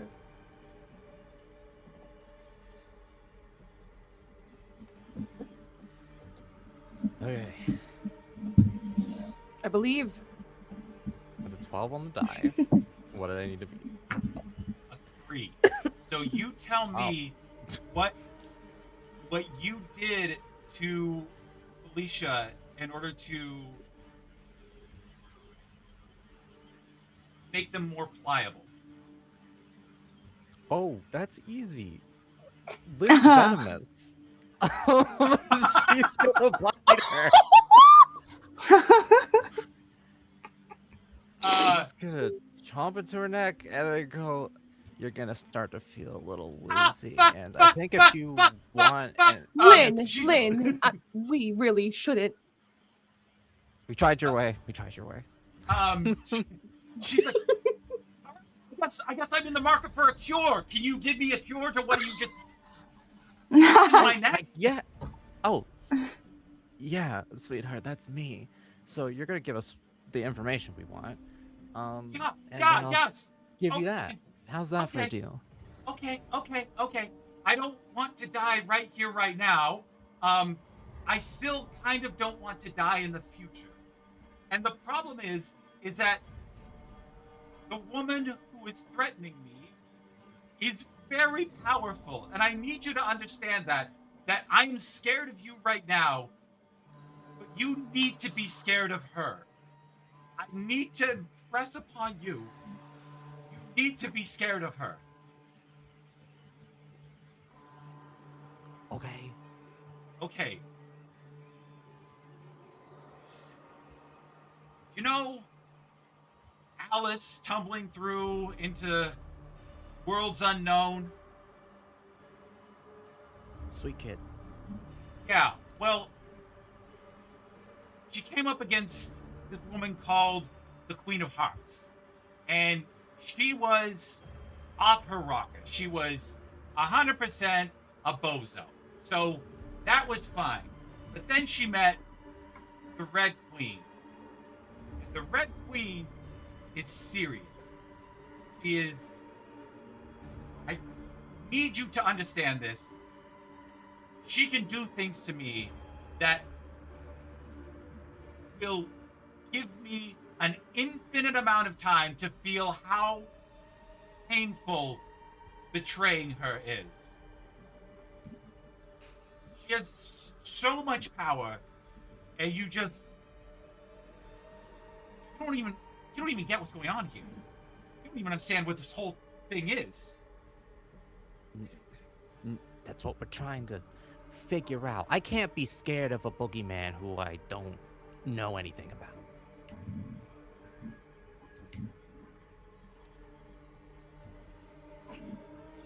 You see like a very heavy reluctance on their part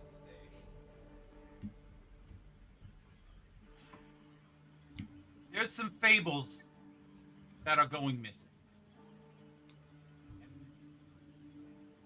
Before they were going missing, they asked for a favor from the Red Queen. I don't know what she did to them, but it was her. And that's how she's got her power. That's The files. That's how she's. This whole building. I'm running the glamour for this whole building. Do you know what this costs on the 13th floor? This is like a dragon's hoard times 7. Like it's a ridiculous. And she just runs this. This is her just operating costs.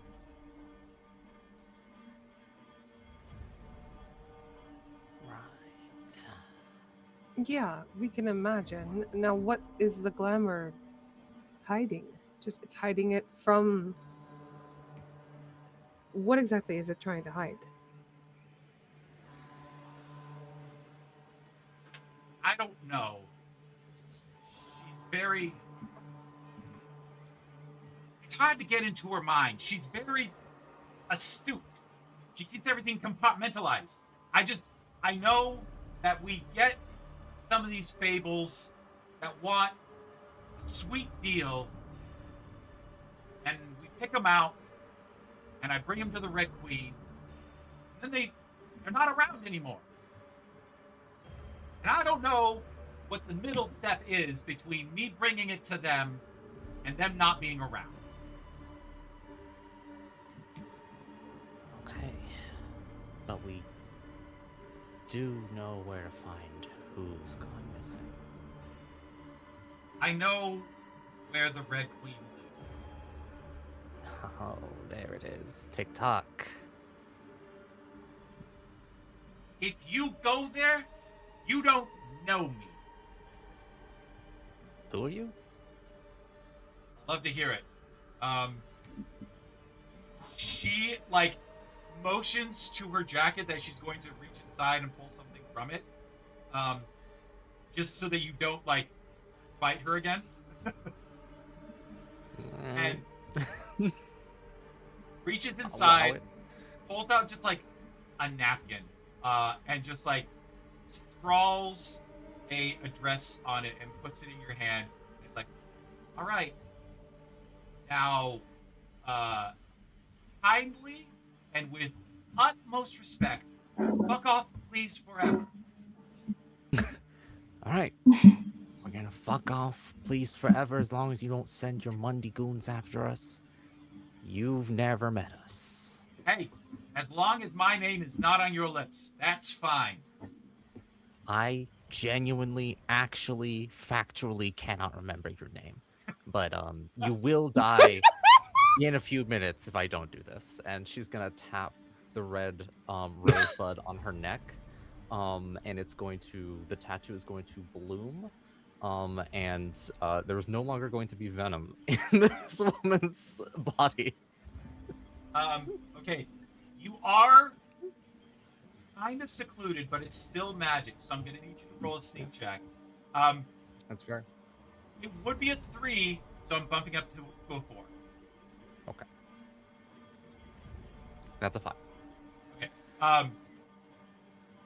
You see relief wash over her. I think she was starting to feel some, like, the inklings of effects of this toxin. She was not happy about it. And she's like, cool, we're fine. We can leave. Just, there's a door on the west side that should put you out. Just, move fast away from the building. If they see you, they'll probably try and chase you down because mundys aren't too keen about getting caught with drugs. Yeah, it's whatever. We'll be fine. And as they leave, Lynn's just gonna nudge Gnomes, like, how's that for narcotics? Okay, we should leave. Yeah. The others. Yeah. You are able to leave the warehouse and travel back to Snow's office, reconvening with Narissa and Saiba as all of you kind of wrapped up all of your things at once.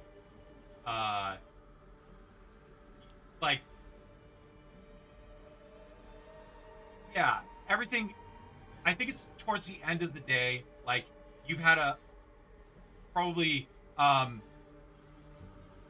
o'clock in the afternoon. Like, the day is winding down.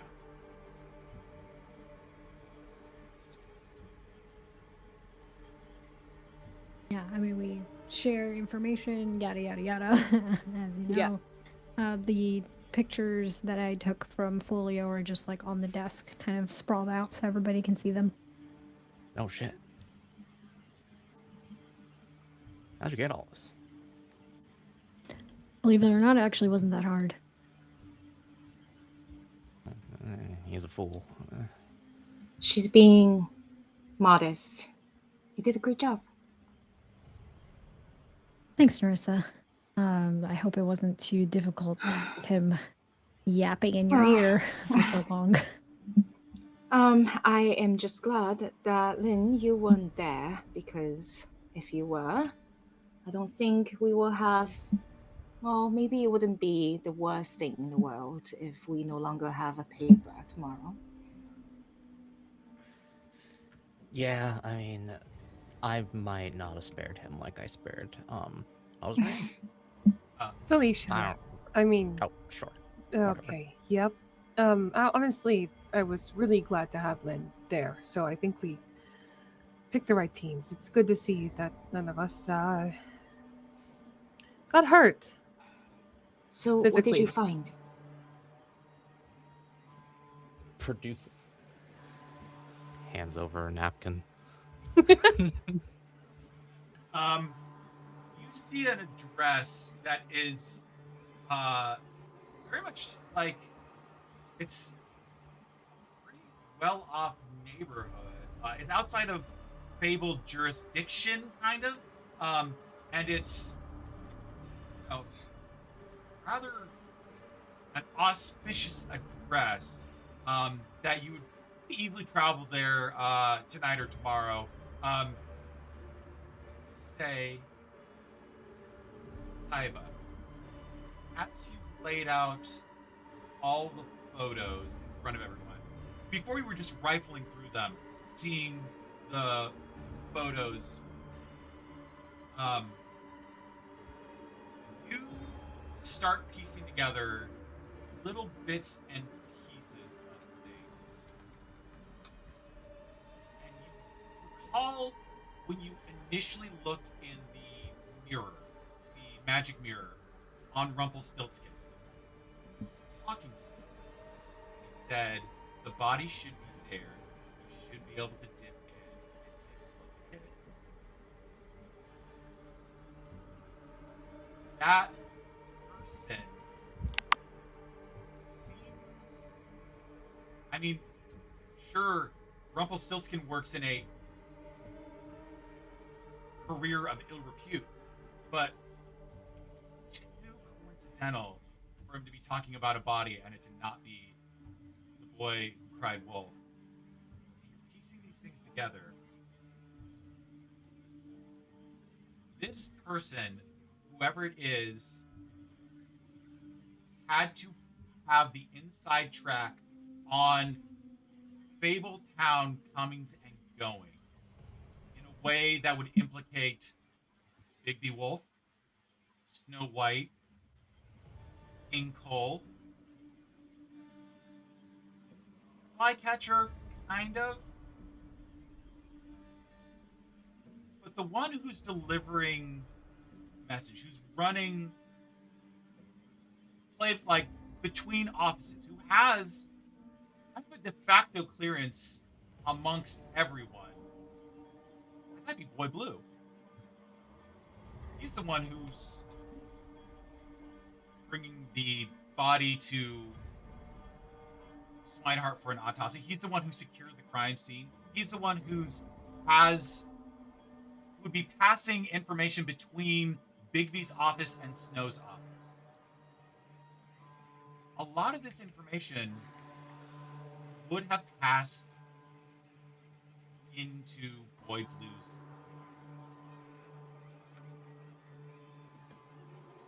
Saiba is looking at these photos and piecing all of this together, and then she just shakes her head and I think mutters out loud, "But this doesn't make sense. Boy Blue's not a beautiful woman, can't turn into an animal." Maybe it wasn't Boy Blue that we were talking to.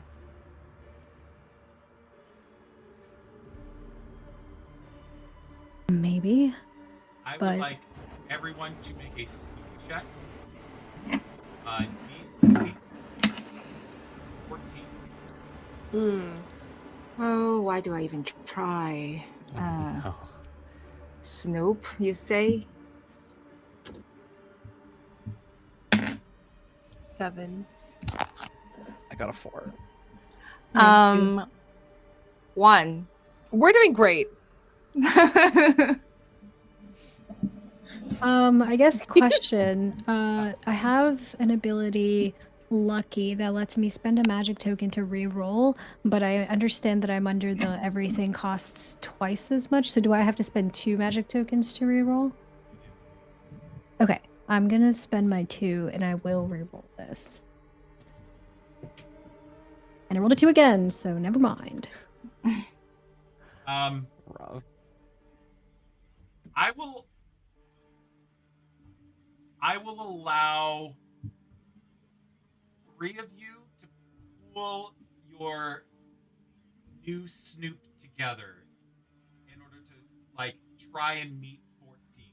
If 3 of you want to roll and try and get to a 14, to try and like group blunt force this kind of like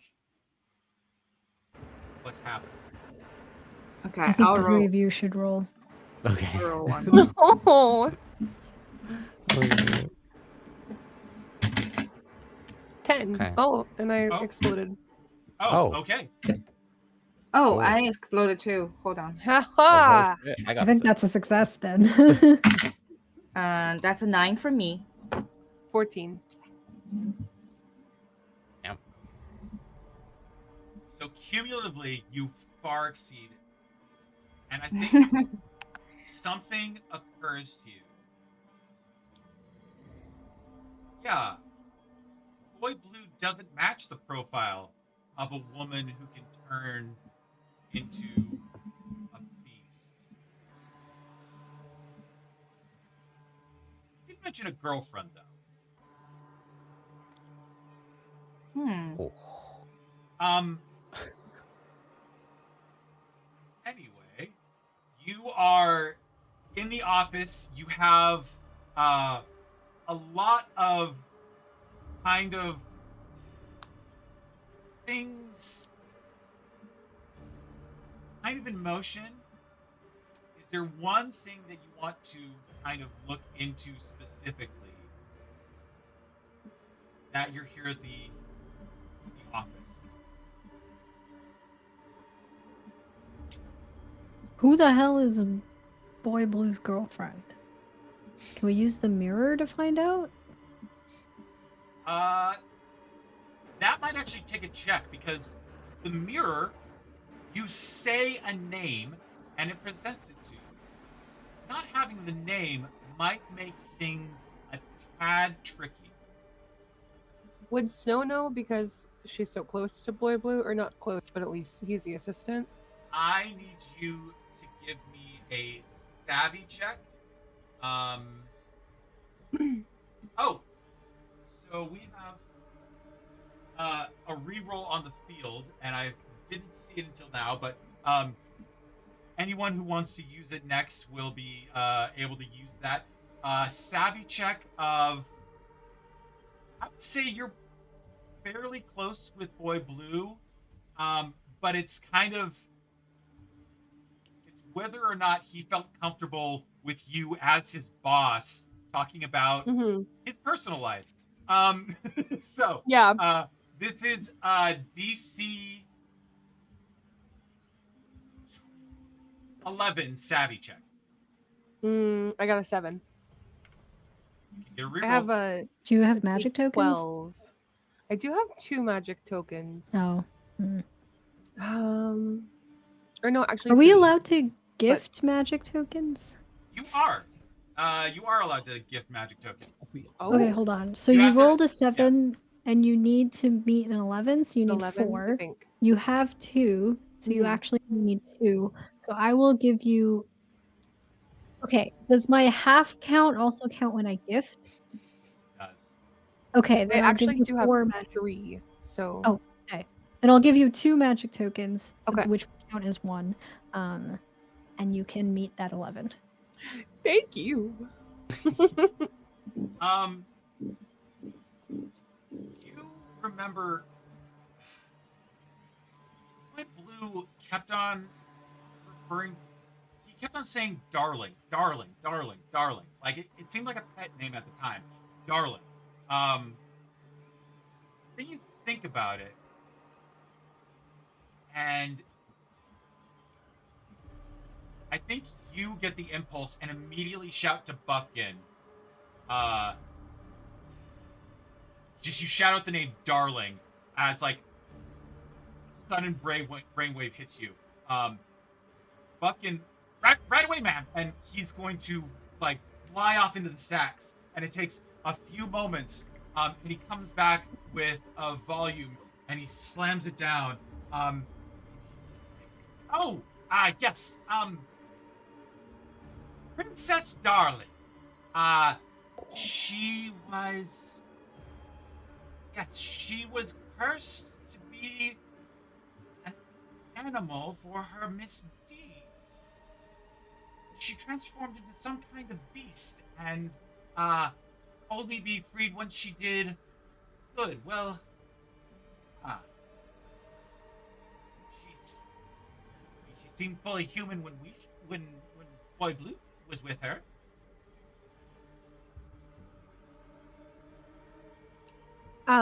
Do we know a first name, or is it Princess Darling? I'm not getting a first name here. I won't see what she goes by in the Mundy world, but I think Boy Blue just calls her darling. She could be glamored. Just because she looks like a person, or, well, like a human, doesn't mean anything.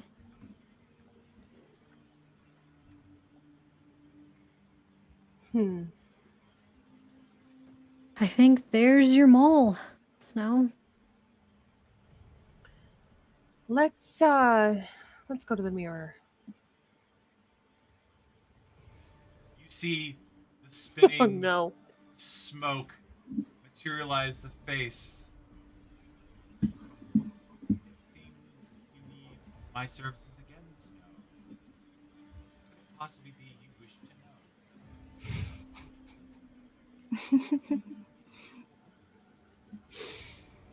to know? One moment.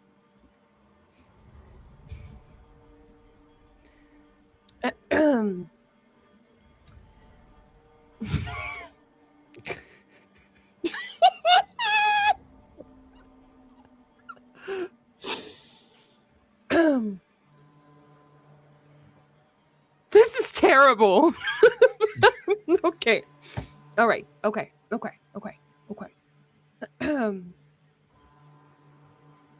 I can do this. Hold on. What does this word mean?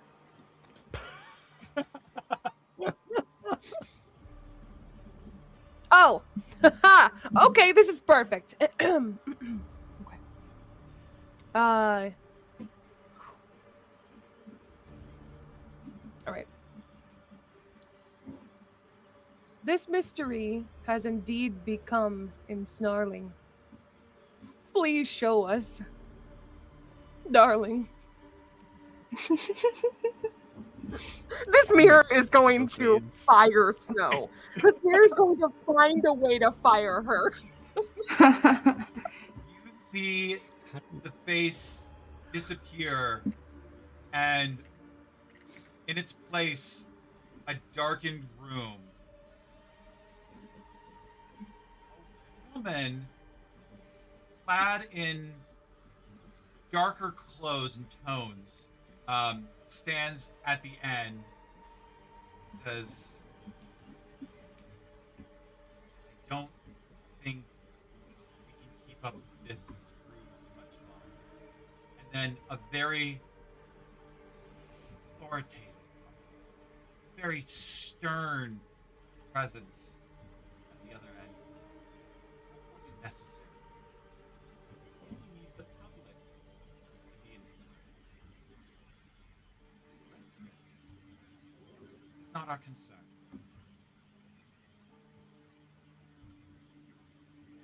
Mirror swirls as you got a clear picture of Princess Darling, blonde-haired, kind of more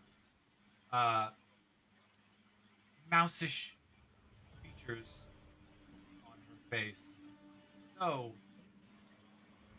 was keen to point out that glamour can change many things about an appearance, including if they are actually a beast. And it seems that this beast is talking with someone who seems to be a bit more clued into what's happening than anyone else out there. With that, end this session of Wolf Among Us. I have been your narrator. My name is Patrick, he, him. I am on Blue Sky at Mr. Patrick Makes. I will Humna. Hello, everyone. My name is Humna. I use any and all pronouns. And today I have been Saiba, who uses she, they pronouns, who didn't do anything until they did something very big. I am a TTRPG performer, producer, and many other things in the industry. So if you like what I do, you can follow me all over the social medias at Lilith TTRPG. I am most active on Blue Sky, so that's where you want to be for the most up-to-date information. I'm also the executive director of Tender Vicious Studios, which is a multimedia production studio that makes experimental art with intent. We have a actual play audio drama out right now called Laurie's House, which is a story about imperfect memory, identity, and community. So if you like sad shit with timey-wimey stuff baked in, you should go look up Laurie's House wherever you pod your casts. And with that, I will pass things over to Tenny. Hello, I am Tenny. I go by she, her pronouns. I played Snow who also goes by she/her pronouns. You can find me at It's Tenny with two Y's at the end of it, pretty much anywhere, but mainly on Blue Sky or Twitch, where we do a lot of horror games, quite a bit of GTA roleplay, lots and lots of different nerdy stuff. So come, come join us and hang out for a little bit. I'll pass it over to Gwen. Whoa, I've been Gwen. I use she, her pronouns. I've been Prince Linda Worm, who also uses she, her pronouns. I did warn you about grabbing people. I am also a tabletop RPG performer, voice actress, and game designer, and many other things. You can find my work at glitchypixie.com. You can interact with me on Blue Sky at glitchypixie. That's where I'm most active. I don't think I have things that I'm allowed to talk about. So once again, double up. Please listen to Lori's House. It's very good. I'm gonna pass it over to Red. Hi, I am Ran, and I have been Narissa, amongst other things. And I can't wait to see how much longer she can keep up her rules. Um, you can find, well, I am a New York City based theater director. If you happen to be in the area this fall, you can catch my production of Faithful and Her Friends at Brooklyn College on Tuesdays. I have currently a Girl by Moonlight actor play streamed on Streaming Rainbow on Tuesday evenings. You can also find me tomorrow afternoon on Euphoria channel playing a one shot in the system Night Bureau. On Sundays, bi weekly, right before you check us out, you can see me in a Star Wars actual play live stream game on Dax's channel. What else? Oh, and I am in Nerds on Wheels, Nerds with Dice, yeah, Nerds with Dice channel on Thursday evenings in a Western game featuring Irish mythologies and mysterious creatures. That's me. Who else haven't gone? Uh, Is it Tenny? No, That's everyone. it's just you. Yeah. Yeah. Back Right. to you. Thank you for joining us tonight. We'll be broadcasting at the same time next week. So join us then, and we'll see what's going on with this